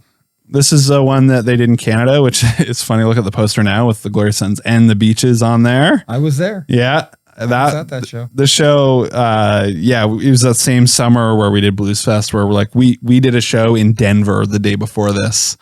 And like the band flew out after the show. I flew in the day of the show and like walked on to our line check. It was so stressful, but again, same deal. Like just so exciting that we got to do it in Toronto or Toronto area at least. Yeah. And like the best part of the whole day was I was going to the side of the stage to drop off wireless packs or something to our guitar tech. And this like giant guy just goes, the beaches aren't playing at this time. Like they're on stage. And this like giant guy looks down at me and goes, "Sir, can you just hold up right there?" And I'm like, "Yeah, no problem." And Mick Jagger just walks right by me to go watch the beaches side stage. I was like, "Oh, that's pretty cool." Like, yeah. I was like, "Oh." And then I was like, "Oh, no wonder this giant man asked me to step aside." Yeah. Mick Jagger is standing right there and he wants to go watch this band. So that's cool. That is cool. This is also at SoFi. Same show. Stones, our old production manager, Brad, took this photo and sent it to me, and I'm like, "Oh, that's cool that I'm kind of in it." They're because their monitor world and everything is so like buried. They have to put support monitors on stage because there's nowhere else for them to go. So they just like put me at the back corner of the stage and just get to hang out there and hope I'm not seen by many people. Glorious Suns did Toronto All-Star, NHL All-Star, which is, again, as a huge hockey fan, so super cool to do. Got to go to the whole weekend and, I saw a bunch of the players hanging around, because we're in the bowels of the arena too. So, and they played while they did the player intros. So there was like a video on YouTube of like, oh, that's cool. Like their guys are playing on stage and like Connor McDavid and Austin Matthews are like getting introed and skating by them. And I'm like, yeah, this is kind of an intersection of like, my love for hockey and my career and job. So yeah. That was a cool one. This past year in Singapore, there's the Valley band and crew, bunch of good people in there. We went out for a nice dinner in Singapore, which is a lovely city. Yeah, just we spent like all year together. So this was a fun trip. That's cool. There's a bandwagon, which I'll never tour on one of those things ever again. Outside of the Ryman Auditorium, that was a Valley tour in 2021, I believe. Nice. Yeah, it's great. Ryman's cool. Yeah. Legendary. My dad got to mix in there. Yeah, he was pretty proud of that. Yeah. I've mixed it now twice, Valley both times. Yes, we were supporting, not headlining, but it's still cool that I got to do it. Still cool. This is Valley pre-production rehearsals for our last North American tour. This tour was like cool because the band, myself, and our lighting designer John Stanners kind of did the whole stage design and came up with the concept and everything. In previous, we've used like stage designers and this tour, like we kind of just kept it in house, which was cool. That's cool. Between like John, myself, and the band, it was cool to kind of work on this together and like see it come to life. Like very DIY, like we built all those pillars and risers and stuff ourselves. And like you can see in this one, I think one of them's like not even painted. So like we were still working on them through pre-production, but yeah, that's kind of like a cool side of, I get like the way in Canada of just like, you kind of just like pitch in. Like I'm not by any means like a stage designer or like I'm not going to go and like, you're not a skilled carpenter. Yeah. But, or like, like I'm not like that's not my day job, but I think of all the shows that I've been to and toured on and like, I've picked up a little bit of, knowledge along the way and then teaming up with other people who's same thing, whether it's a band or John or, he designs lighting for shows all the time. So it was kind of cool to do this together and like really work on something and see their vision come to life. And, absolutely. Yeah. That's sweet. This is Festival d'Été, which is the craziest festival in Canada. Like you're pretty much guaranteed to play in front of like 70, 80,000 people if you're playing the main stage. Wow. This Valley Open was one of 3 for Jesse Murph and Post Malone. It was crazy for them. Like this, I think this was their like 3rd show out of like being off cycle, and like a lot changed within their band. Like they had a member leave and all this stuff. So this is like their 3rd show back, and to like walk out on stage in front of 70, 80,000 people was like such a big deal for them. And I had a great show too. Like I remember walking, like, I think like all of us can kind of get in our own heads. Sometimes you walk away from the console, you're like, that wasn't a great show. It was good, but it wasn't great. And like the ones that you feel are great, you walk away. And like for it to be, this is one where I walked away from the console being like, yeah, that was one of my better shows. And for it to be in front of that many people was like, that was a good day for sure. Absolutely. That's cool. And the Post Malone show was awesome. It was funny story about the Post Malone show. I was like busy tour managing, doing stuff. So I didn't get out there. He had a bit where he like brought someone up on stage and to like play guitar, like a fan. He invites a fan up to play guitar on a song. And I get it. That's when I get out to the audience. So like, there's this like guy, like kind of like hacking away at guitar. And I'm like, this is not very good. I didn't know that it was a fan. And I was like, oh man, like, and like I'm going out and the band and everyone's like, this show is amazing. And I'm like, this is amazing. Like, what are you talking about? And then like, he's like, all right, thanks to this fan, sends them back down. And then they like went into a full band song. I'm like, oh, this is amazing. Like fireworks are going off. I'm like, yeah, this is amazing. You're right. But it was just like time and place. I was like, what is, like the first thing I saw was just, I mean, credit to the fan for getting up there in front of 80,000 people and playing guitar. But I was like, it's just like the first thing I see. I'm just like, you guys are telling me how good this show is, and this like his guitar player can't even play guitar. Like, that's awesome. Yeah.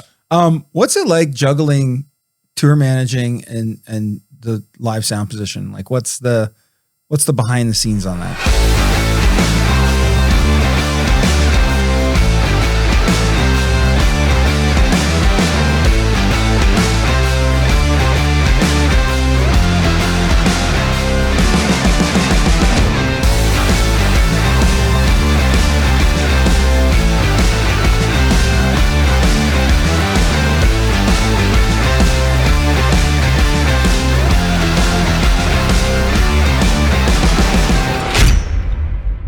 It can be challenging for sure. I think like, there's not 2 of me, so I can't be like that. And that's like the setting up the expectations with the artist, I think is one thing. Like, like I can't be giving you the product you like at front of house if like I have to be running around during sound check to, do a part of the tour managing job that you might want out of me, and vice versa. Like if, like I can't, so like setting expectations is part of it for sure. Like of just like, hey, I'm wearing 2 hats here. So like, forgive me if, like your dinner arrives or something at the front of the venue and I have to be packing up my console. Like I might, you gotta work with me here a little bit. I think that's part of it. But like, I think doing it as long as I have now, and I like doing both positions independently too. Like I'm fine with just tour managing, and like I miss mixing sometimes, but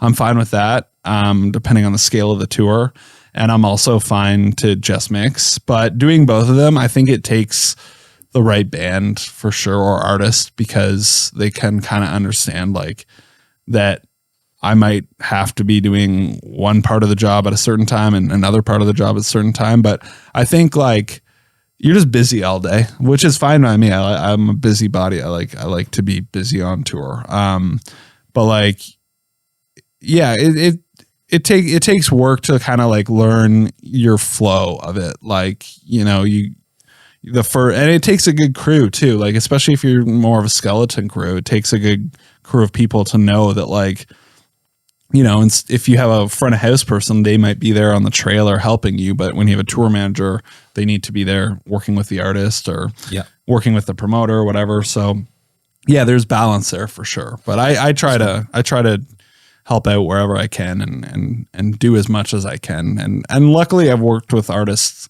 that have understood that, which is great. Do you find, obviously with the TM position, when you are doing that, that's probably the position where you're more so having to navigate different personalities in the group, right? 100%. Not so much the sound role. So sometimes it's beneficial to just be in the sound role, depending on the band. But what's it like trying to juggle those personalities, and any advice to upcoming TMs? It can definitely be challenging. I mean, I think at the end of the day, like, you have to go in with some sort of knowledge or expectation of what they're looking for in a tour manager. Like, there's some artists that are like very independent and are like, you know, they don't want you to, you know, like order them food, or they don't want you to, like, they'll check themselves into their flight. They don't need you to do that. There are other artists that's their expectation of their tour managers to handle those responsibilities. So just like knowing what those responsibilities are going into it, or like feeling it out maybe from management or someone else who's like maybe done the role for that band or has been on tour with that band a lot, like maybe in a different role, like a production manager or something you can lean on to be like, what are they like in this way or this thing? And it also might change. If it's a band, it might change per member too, right? Like Totally. The singer might want something done differently than the guitar player, or so. Just like asking management a lot of those questions and getting to know your artists' wants and needs is big. And also like asking them like, hey, like, is there anything you want me to do that I'm not doing that, like, you know, it's a job at the end of the day. Like, they're the boss. If they want you to do within reason, of course, but like whether it's like in the umbrella of like the day-to-day operation of the tour, it's like, you know, hey, if you want me to, you know, call the hotel and schedule you a massage at the spa, like I can do that. Like, that's fine. I'll do it. Yeah, I got it. No problem. Like, so it also takes on the artist too, like good communication with the tour manager. And I think being patient is like a huge skill. Like, you know, like at the end of the night, it might be 1 a.m. and the artist is leaving, and you've been up since 6 and you want to get back to the hotel and go to bed, but there's 20 fans waiting outside the back door who have been there for 2 hours in the cold, and the artist wants to sign their records or take photos or whatever. Yeah, you're going to hold their stuff and make sure that they're okay in that process. And you know, like if that's something the artist wants to do, then you just got to be patient and deal with it. And same at like airports. You got to be patient with, you know, with a band like Valley, like, you know, there's 8 of us that travel, small crew, or 9 of us, whatever, but we have 24 bags. So being patient with me checking everybody in, checking all the bags with the other crew, you know, we've made it easy on ourselves. We've got documents and stuff to number tags and all that, but like just being patient. And, you know, I think at the end of the day, like knowing that, just like servicing the artist, and like you work for them, you know, it's their show. If it wasn't for the artist, you wouldn't be working that day. So yeah, that I'd just be patient and communicate what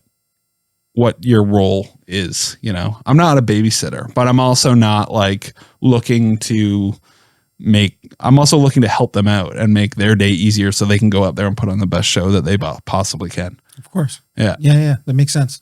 When you're TMing, is there anything that you do for yourself to kind of keep yourself sane on the road? Watch sports. There you go. Yeah. That's my rule on days off. Like if the Leafs are playing, I am watching the game. I don't care if you guys are all going out to dinner. I'll join you after. But I'm watching the game. That's kind of a rule I made for myself. I like to golf. I try to, like, in summer tours and stuff, I've taken clubs with me or Top Golf or whatever, like like to get out and like, maybe go sit down and have a beer with some of the crew or band or whoever wants to go sit down and have a beer and watch the game or whatever, like just chilling out. A lot of hotel bed rot days I'm totally fine with, just like laying in bed. What's it like managing arenas versus clubs? It's just a longer day, a lot more moving pieces. Tour managing, like, there's not too much. Depends on the size of the club, I guess. Like, we're talking like if it's like 1,000 cap club, it's not that much different. It's just bigger in scale. Like, there's more people to feed. Like there's more numbers of like having to watch, but there's more having to watch budgets more than anything, because like when you're feeding 30 people versus 12, it's like, it's obviously a bigger budget, but like you got to, how much are you giving of this rider or like that? It's just like a longer day with like more moving pieces. I would say like production managing is a lot different, because you're, putting up points and you're bringing in a show and like and I think like the thing with arenas, I guess, is like, I don't know. It's kind of just like, I kind of haven't really thought about it. I kind of just go in and I'm like, this is the day today. This is what we're doing today. Yeah. Interesting. What about Asia versus North America? Because you mentioned that you popped over to Asia a number of times. Yeah. What are some of the differences between Asia versus here? Well, you're flying every other day. So that's a challenge in its own way. Like, there's no bus touring, when you get a tour routing for North America, hopefully it makes sense that you're on a bus or you're in a van or whatever mode of transportation. Over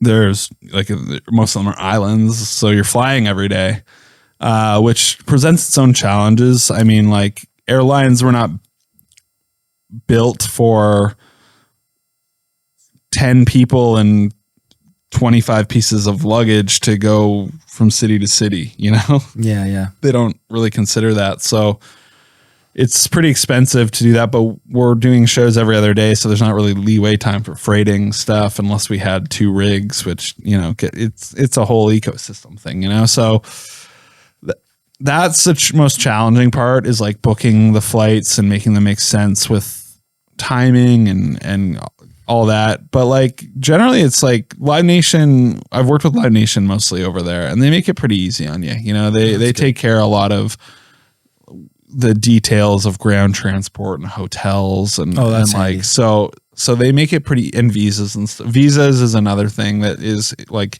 getting the visas for some of these countries can be a long process. Wow, they must literally have a department of dealing with that. Yeah, each like, that's crazy. Well, we kind of have to do our own visa stuff. They give us the information and the documentation that we need. Okay. But this time around, I hired a third party visa company to do our visa, just because we had a busy year. The first time we went, I did them all myself. Which was a lot of work. That's why this time I went to the band. I was like, we are hiring someone to do this. Because we were also traveling. We had to ship our passports out to, these consulates take your passports for a couple days. So it's a lot of work that, you have to make sure works. So it's with one of the members was going to LA and then coming back, but the visa needed to be done. So she had to go to LA, mail her passport to the visa thing, get it back so she could come back to Canada and then mail it back to get another visa. So it's a lot of moving parts, and getting that done for 9 people or 10 people, it's a lot of information. That's probably the hardest aspect of touring Asia, is getting it off the ground with flights and stuff and doing all that booking. But over there, once everything's over there, it runs pretty smoothly. As long as all your flights and everything are dialed and your information is correct with the local promoter rep, it's pretty good. And the crowds are so excited. with Valley, I mean, that's the only band I've gone over there with. Like, there's always kids waiting at the airports. Oh, that's cool. Like, yeah. That's a great feeling. I mean, like, for a band from Toronto, like, they don't, if we fly to Calgary, you know, there's no one waiting at the airport in Calgary for Valley, you know, like, eh? But it's wild. But over there, it's like just part of the culture of like, you're coming to our country, we want to welcome you with gifts. And like, so yeah, it's a lot of fun. It's crazy. That's cool. Do you have like a special sort of process that you go through when you're kicking off a tour? Absolutely. I'm in it right now. I'm in the home stretch right now. Yeah. So it's like, crazy. Yeah. It's just a lot of time on my computer. So basically I get the routing from agents and management. The first thing I do is I input that into Master Tour, which is an app that pretty much every tour there's multiple apps, but Master Tour is probably the most popular one. It's just an app that we can use for, you know, like you open it and you click on that day and it's a schedule for that day. It's got notes, it's got hotel info, it's got all kinds of things that the artist or the crew can look at. And that way they don't have to ask me a million questions. And I can respond. When they do ask me a question, I can say, check Master Tour. The answer is in there. Nice. Yeah. But, so that's like the first thing I do. I input all the dates in there. And then, you know, like it's funny because there's steps along the way that you kind of like get, like, I have a tour. I got this Europe tour, this Australian tour, a bunch of festivals, and then a summer tour. I just booked the bus for my summer tour yesterday. You know, like I'm probably going to book production for it in the next week and a half, you know, like, and then I'll kick a bunch of it down the road until all these other things have happened. Sure. But like, and then there's a fall tour. So, you know, in a couple of weeks, I'm probably going to have to go, oh, we need a bus for that. Back to the bus company, get the quote, you know, do the whole thing over again for a tour down there. And then, you know, like in this home stretch, I'm kind of just like buttoning up my advancing. So like usually like 3 weeks before the tour starts, I send out my first round of advance emails, which advancing, you know, is just getting all the details like parking and catering and production info for my team and their team. Hey, this is what we're bringing. This is what you have. Just all, you know, going through every aspect of the show to make sure that it's a success, with the promoter or promoter rep, whoever, you know, and I'm working with promoters to get off day parking in certain cities, you know, like, hey, I need to park a bus and a truck in Berlin. Where can I do that? You know? So like, just getting all that out of the way, making sure, you know, our production prep is going well. You know, like this morning, I answered an email from our vendor over there, like with rack drawings of like, hey, yeah, this is how I want my front of house rack set up as, or whatever. Like, I want this thing at the top, this thing on the bottom.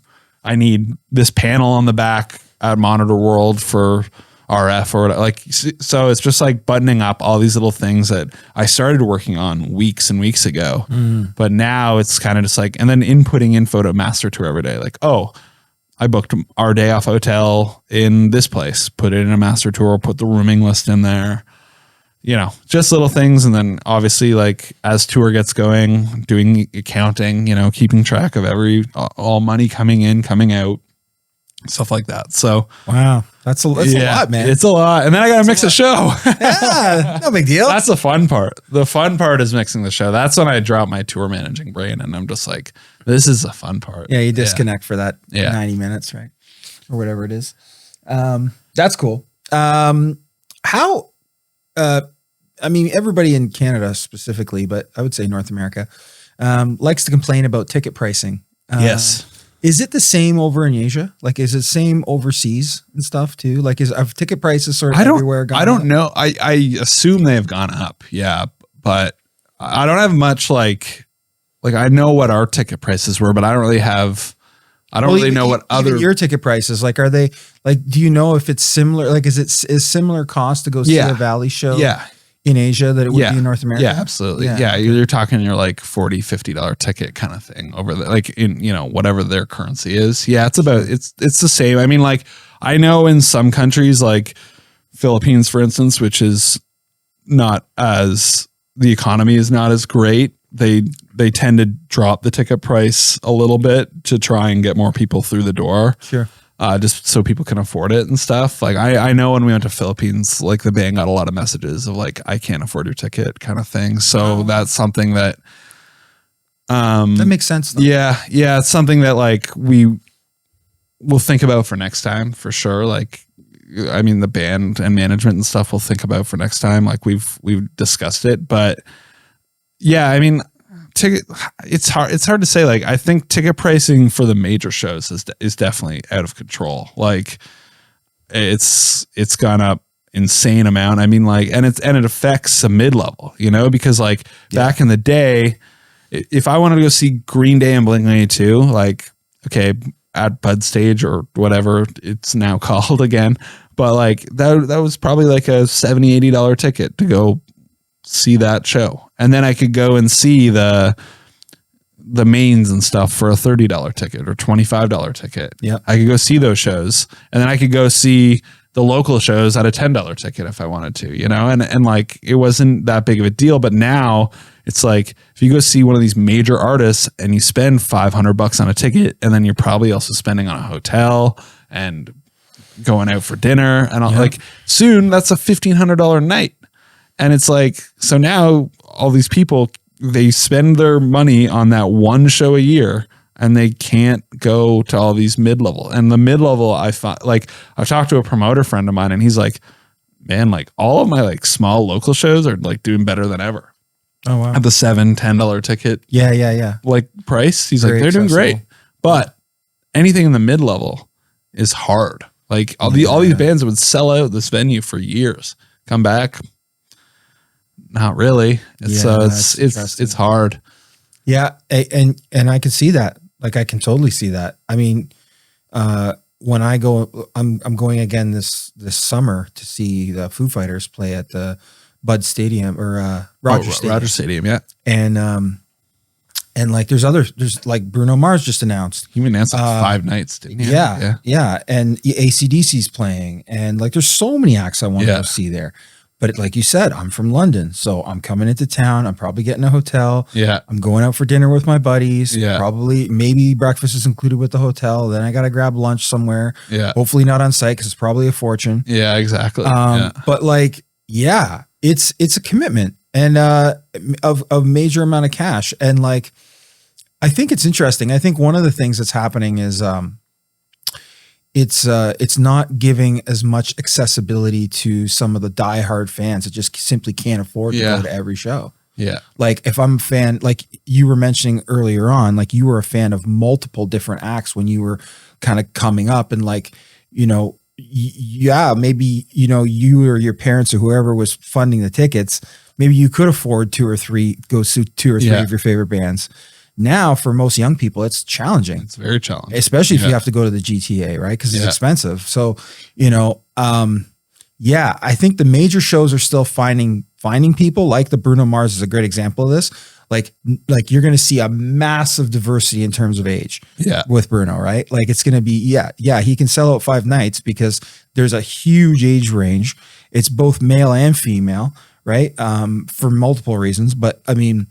So it's a very diverse audience. Yeah. And obviously, like I saw, believe it or not, like not the resale tickets, the regular tickets, there's still some available, believe it or not, for the 30th show.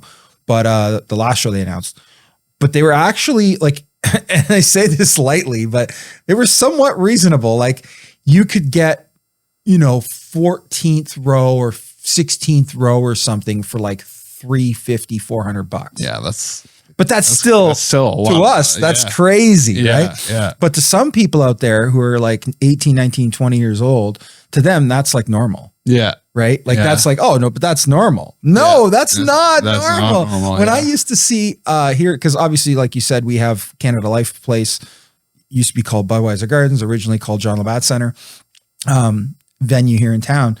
I remember when I saw like my first like $80 ticket or $120 ticket. Yeah. You know, and I was like, whoa, that's a lot.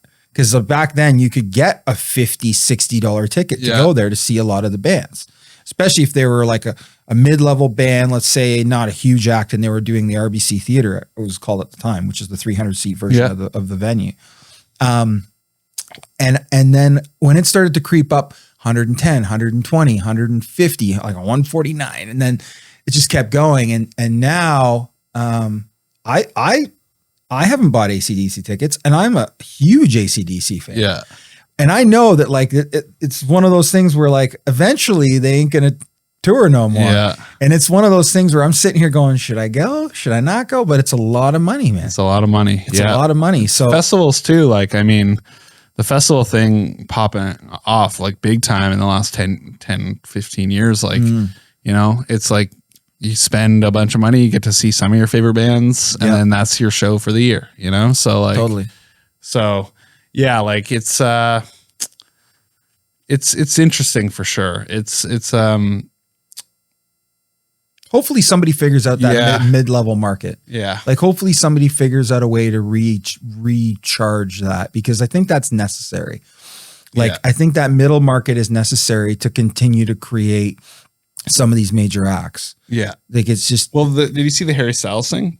No. He's doing 30 nights at Madison Square Garden. He's not playing anywhere. Well, I mean, he probably will eventually, but hasn't announced any other shows in the US, I don't think. Oh, wow. So, which I find interesting, because it's like, it's kind of putting the onus on the fans to get to New York to go see him, which like, I get it. It's like for the state of touring and the expensive and all that stuff, like set up shop a couple week or like, you know, 5 weekends at one venue, your production costs are lower, your travel cost, like all that stuff. But it's also kind of then making the fan who lives in Boise go fly to New York, spend a bunch of money on hotels and stuff to go see your show in New York. So I'm very interested to see if more artists of that level adopt that model. Could. It's a different, to me, like I didn't know about that. Yeah. To me, that almost reminds me of something you'd see in Vegas. Yeah. Right? Like a residency almost. Yeah. Right? Yeah. That's not, but like, you know, that kind of idea. And we're seeing that with the Sphere, right? Like, you know, you got Kenny Chesney who had a bunch of dates, and now he's announced a bunch of more dates. Yeah. You know, in a row. Zach Brown, you know, just did his dates. I went and saw the Eagles there. The Eagles have announced more shows there. Yeah. So I'm sure U2 will be back at some point. Totally. Like, and so I think that, and now they're building another Sphere in just outside Washington, D.C. Yeah. So I think that that's a thing. And I think there's many reasons for it, including the one that you mentioned, the ones that you mentioned, right? Keeping costs down and stuff. So I can understand it, but that will work for artists at that level. Yeah. Yeah. Because their career is at a point where, you know, I won't say everyone, but most people know who they are. They've got a, you know, again, very diverse, wide age range of fans. Enough people will have the money and go. Yeah. And that's great. It's also the MSG factor too. He couldn't he couldn't do that at name arena and city somewhere. You know what I mean? Yeah. Like, yeah. It's iconic, right? Yeah. And like me, like I hadn't been to MSG when I saw that Kiss show there. Yeah. So it was like a bunch of firsts for me, right? Like, you know, second time going to New York, but for me at the time, but you know, first time at MSG, first time going to a Kiss show, like ironically their last show, but yeah, it's a legendary place and it's a cool vibe. So like I can see why they're doing it, but I still, going back to the original point, I think I do think that somebody needs to figure out that middle market. Because it's very important for the scene. Like it's very important for maintaining the future of the climb of those you know, small, medium, large acts. You can't just go from zero to hero. Like, you know, Live Nation can't just, you know, start plucking artists and putting them in stadiums around the world. Like I think that journey is important. Yeah. 100%. You know, I think the only way the band has a long staying power, like the U2s and the Rolling Stones and all that, is they need that upward journey, right? Kind of like what you were saying about, you know, like all of a sudden the band lets you go and then you go back and kind of find yourself and cut your teeth again, right? It's that same thing. Even more so, I think, important for the artists, you know, because there's a big world out there, man, now with so many moving parts. Like we talked about all the social media. Yeah, it was Slipper. Yeah, it was a good, like there was a lot there for sure where I'm like, yeah, like he nailed it on the head. Like I think, and I think you're starting, like you see a lot of it still, but like one thing that you guys talked about was like the viral moment and stuff. And I think that the bands that I've seen it happen with like a Mother or like a Beaches, where like they've been bands for a long time and they've toured and cut their teeth and had ups and downs in their career, and then they have a viral moment and it takes their career to the next level. Like that is a great thing or Valley too. Like they had a viral moment and it really helped their band grow in markets like Asia so they can go there. Yep. But it's like the kid who's never played a concert or a show in his life, has never played with other musicians, and then has this viral moment and then is put on stage at Coachella, and they're looking around, they're not used to performing at all, let alone with production in front of a bunch of people. Yeah. It's like, how long is that gonna sustain? You know, like, yeah, you got to be able to own the stage, and it just is a comfortability factor. I think, right. That you need to be comfortable. Like, you know, like you were talking about the culture on the tour bus. I mean, that's just the tour bus. Yeah. Imagine sticking that person on a stage with like, you know, 70,000 people. Yeah, exactly. And, you know, I mean, it's just, yeah, it's tough, man, sometimes.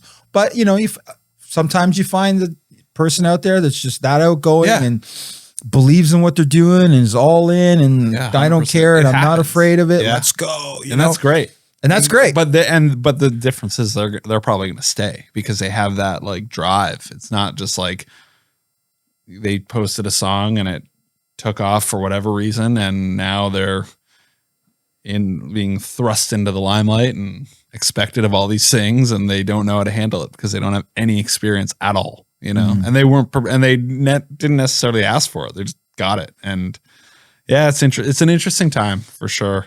I think you're starting to see it less and less. So like I think it's kind of swinging back to people taking chances. I mean, like I was grabbing food at Sneeky Dees while I was in town last week for rehearsals, and I saw the head of one of the major like indie labels in Canada was downstairs eating because he was going to see a show upstairs. Cool. And I was like, I would have never expected, you know, but they're still out there trying to find new talent because good for them. Yeah. That's amazing. Yeah. So kudos. You know, like, I love that.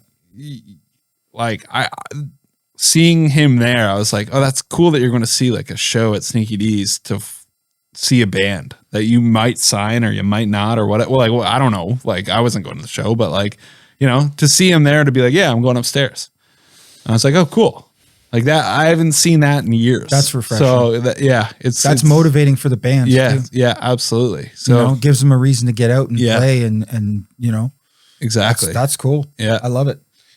Let's get into some of the passion side of it for you, as the tech side. Favorite console?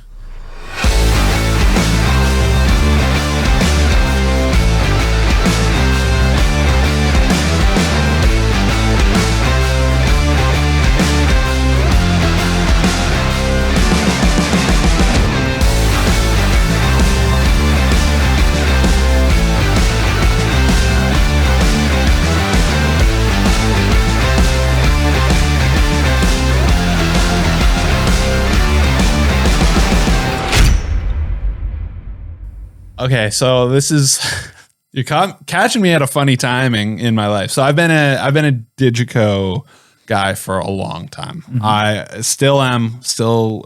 If you presented me with, hey, you can take anything you want, I'd probably take a Digico Quantum 338. Like that'd be like, yep.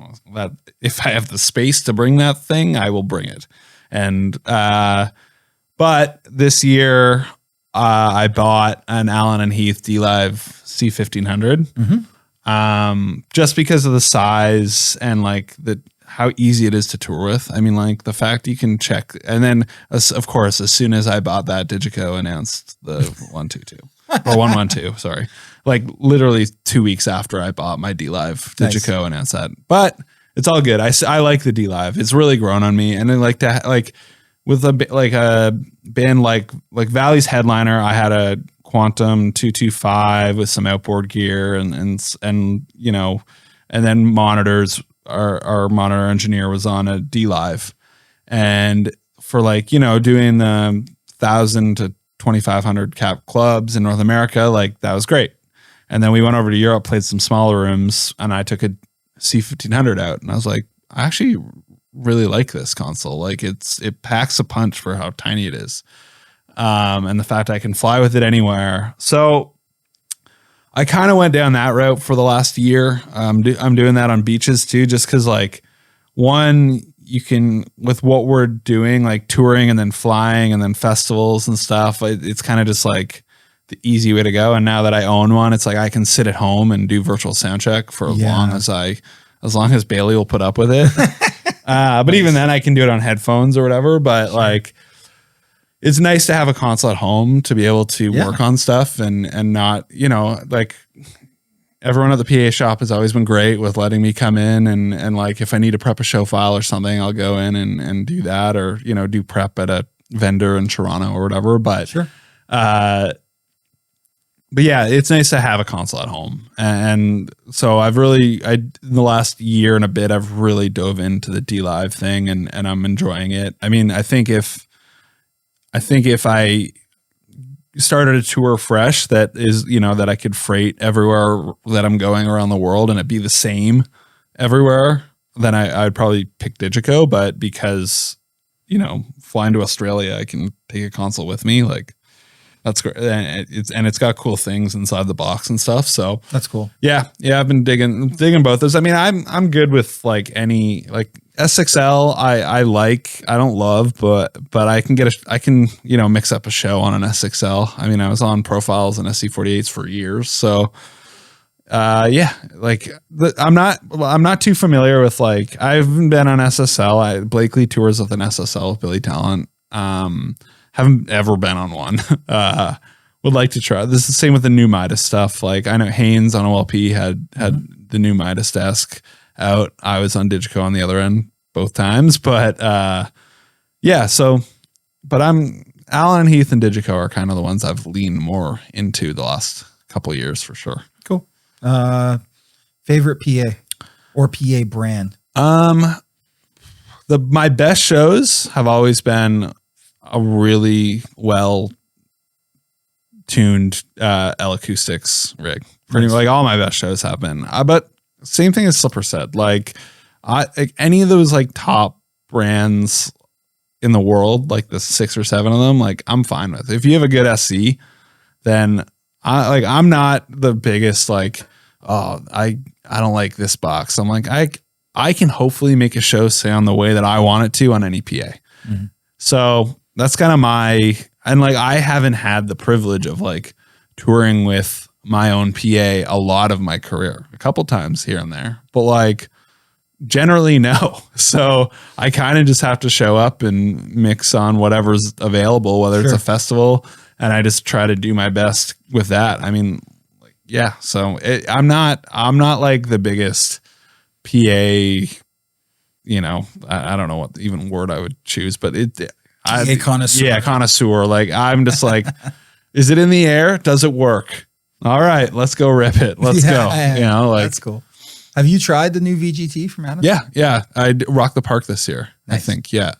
And maybe another time. I can't remember. But yeah.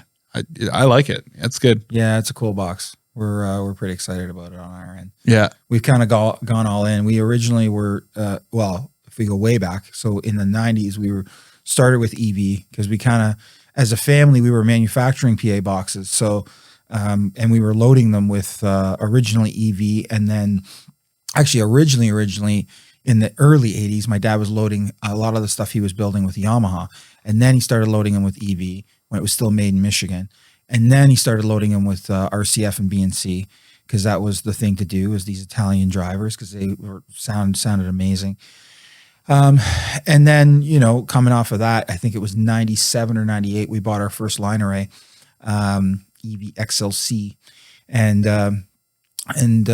so we started there and then went into a Vertec, JBL Vertec, and then sold that off and went to DMB and had some DMB for a while. And now my brother, has gone all in on Adamson and has gotten out of all of our E series and gone completely VGT. Yeah. All in because he's pretty intimately involved with the tech and understands the tech behind it and just he's all in on it. He loves it. Yeah, I mean I love that. I obviously in Canada I run into it all the time. So yeah.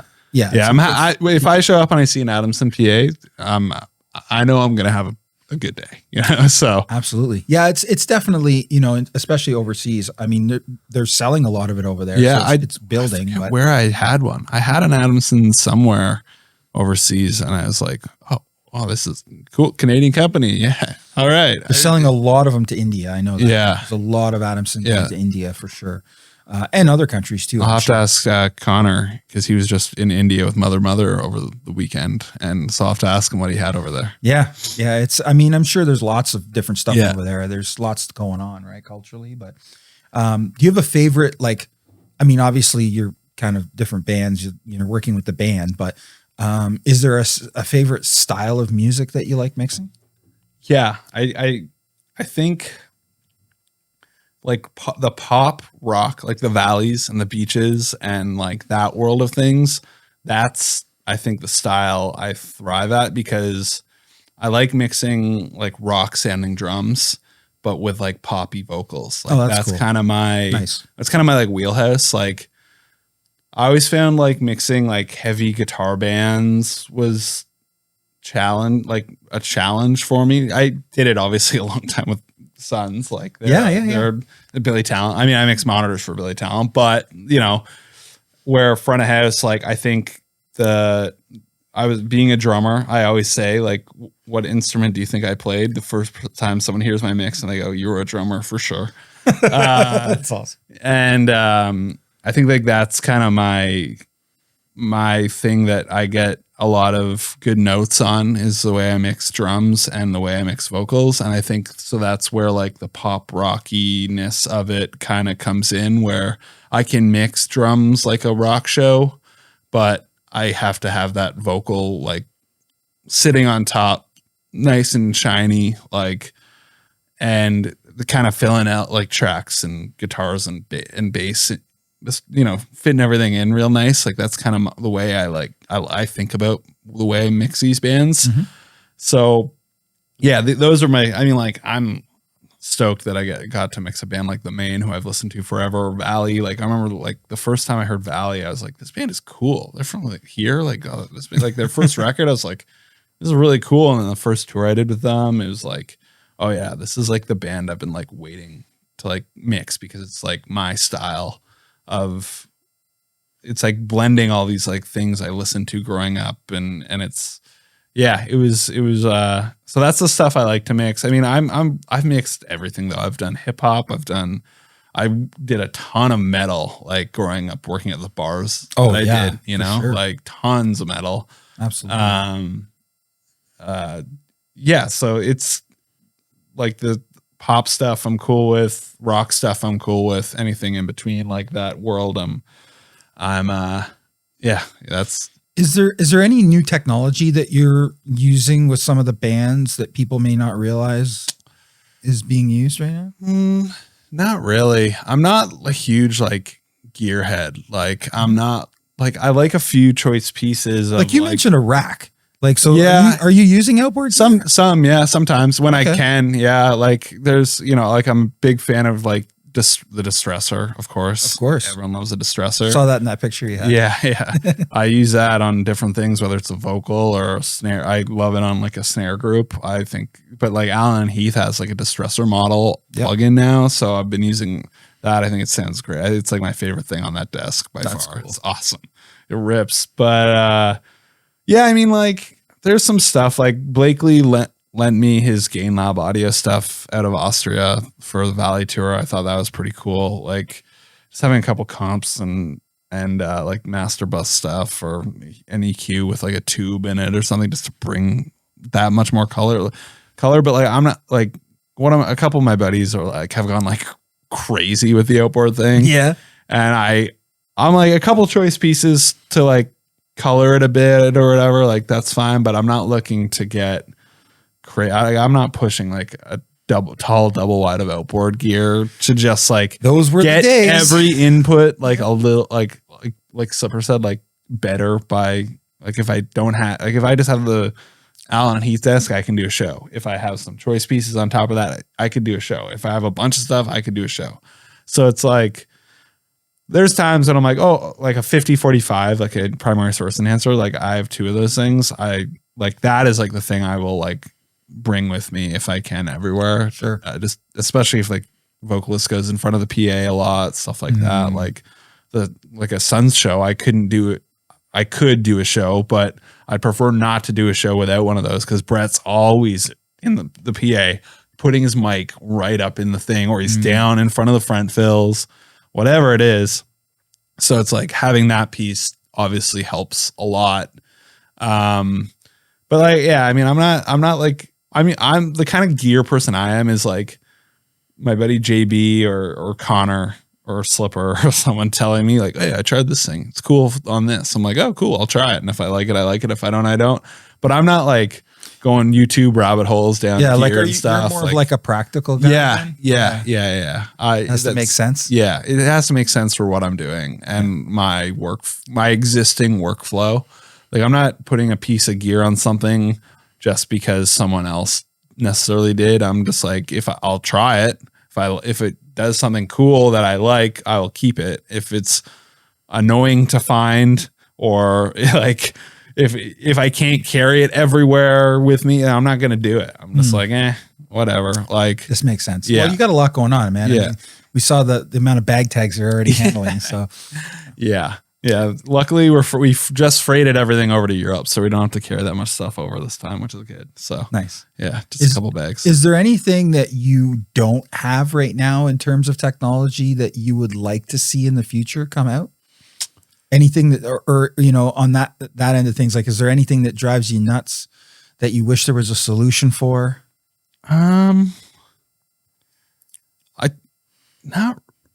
Not really, like not technology. I don't think. No. The one thing that drives me the most nuts, hotel industry. Listen up. There you go. Is just like, I wish hotel companies like understood that if a bus driver drives all night, like I don't understand why, like you rent a room, you get a room, like, and like some of these hotels are like no check until 3. It's like, there's gotta be some sort of policy to have the room from 9 a.m. until 3 a.m. Instead, like there's gotta be a way that like they can understand that better, because like nothing is worse than my driver calling me at 11 a.m. and being like, I can't get into my room because they won't let me in until 3. And then, oh, wow. So it's like, and there's ways around it. There's ways around it. I mean, like the big tours, they book the room the night before. But for a band from Canada who's playing an 800 cap venue and is probably lucky to be on a bus, it's like, that's not always possible in the budget. No. You know, especially on certain cities. Yeah. Because the price of like we were talking about the price of everything. Yeah. The price of hotels, even just Toronto, never mind the US. Yeah, exactly. Like you go to Toronto and the price of a hotel went from $100 to like $300-$400 a night. Exactly. So that's like, it's more just like things like that where I wish there was like more airlines too. It's like, you know, you have to understand there's like 12 of us traveling here. We have a bunch of bags and some of them are good. Don't get me wrong. Like the priority people at Pearson, they know what's up when someone with 24 Pelicans walk up because they deal with it all the time. Sure. But yeah, you know, but like it's just like little things like, and like obviously doing this long enough now with the community that we have among other people that do it, like we're all buddies. We have good travel agents. We have good people that work alongside us that help us out, that get us out of jams and stuff like that. So nice. It's more just like making the technology better of like certain apps and stuff, but like I'm whatever. It's all good. It's all good. What's coming down the pipe for you, man? I mean, I know you got your tour prepping and So I got beaches for the rest of this year. Pretty much. They're busy. They got this. We're going to Europe, headlining in Europe, doing some cool rooms, like doing O2 Academy in Brixton, which is cool. That's cool. In London, yeah. Legendary venue. Yeah. Like they're playing for a Canadian band, playing like good size rooms over there, which is awesome. That is awesome. Stoked for those girls. Then we go right to Australia from Europe. Long travel day. No doubt. But then it's pretty easy going in Australia. They're opening for this artist called G Flip, who's big in Australia. And it's like shows on weekends and the weeks are kind of off. So we're there. That's going to be weeks. That's going to be wild. Yeah. So yeah, it's like we do Brisbane 4 days off, 2 shows in Sydney, 5 days off, Melbourne show, 3 days. So it's going to be pretty chill. And we come back from that, go into some festivals in the US and Canada, go back to Europe for some festivals, doing the Junos. They're performing at the Junos. We just did rehearsals for that. So that'll be cool. That'll be cool. And then, yeah, just festivals. And they're opening for Louis Tomlinson, who was in One Direction this summer. Yeah. So we're doing that tour. Oh, wow. Doing MSG. I've never done MSG before. Oh, there you go. Cool. Bucket list. Yeah. So, amazing. Yeah, just doing that. Valley's working on a new record, and I'm sure we'll get back to touring at some point. Yeah, just getting married September, so that's exciting. Yep, that's in there too. And yeah, just holding down the fort, I guess, doing it. Nice. Well, dude, thanks so much for coming. Thanks for having me, man. Yeah, it's a busy life you're leading. Yes, but, yes, it is. But yeah, congrats with everything, man. Thank you, man. Congrats with the new family you're building and the wedding, and congrats with the new gig with the band. Thank you. And yeah, all the best, man. Thank you. Travel safe, brother. Awesome. Thank you. No problem. Everybody, Ryan here from Music City Live. Thanks so much for watching the show. We'll see you on the next episode, everybody. Take care. Thank you for watching Music City Live. If you like this episode, like the video. And for more clips and episodes, subscribe to the channel. Feel free to join the conversation by commenting below and visit us at musiccityliveshow.com.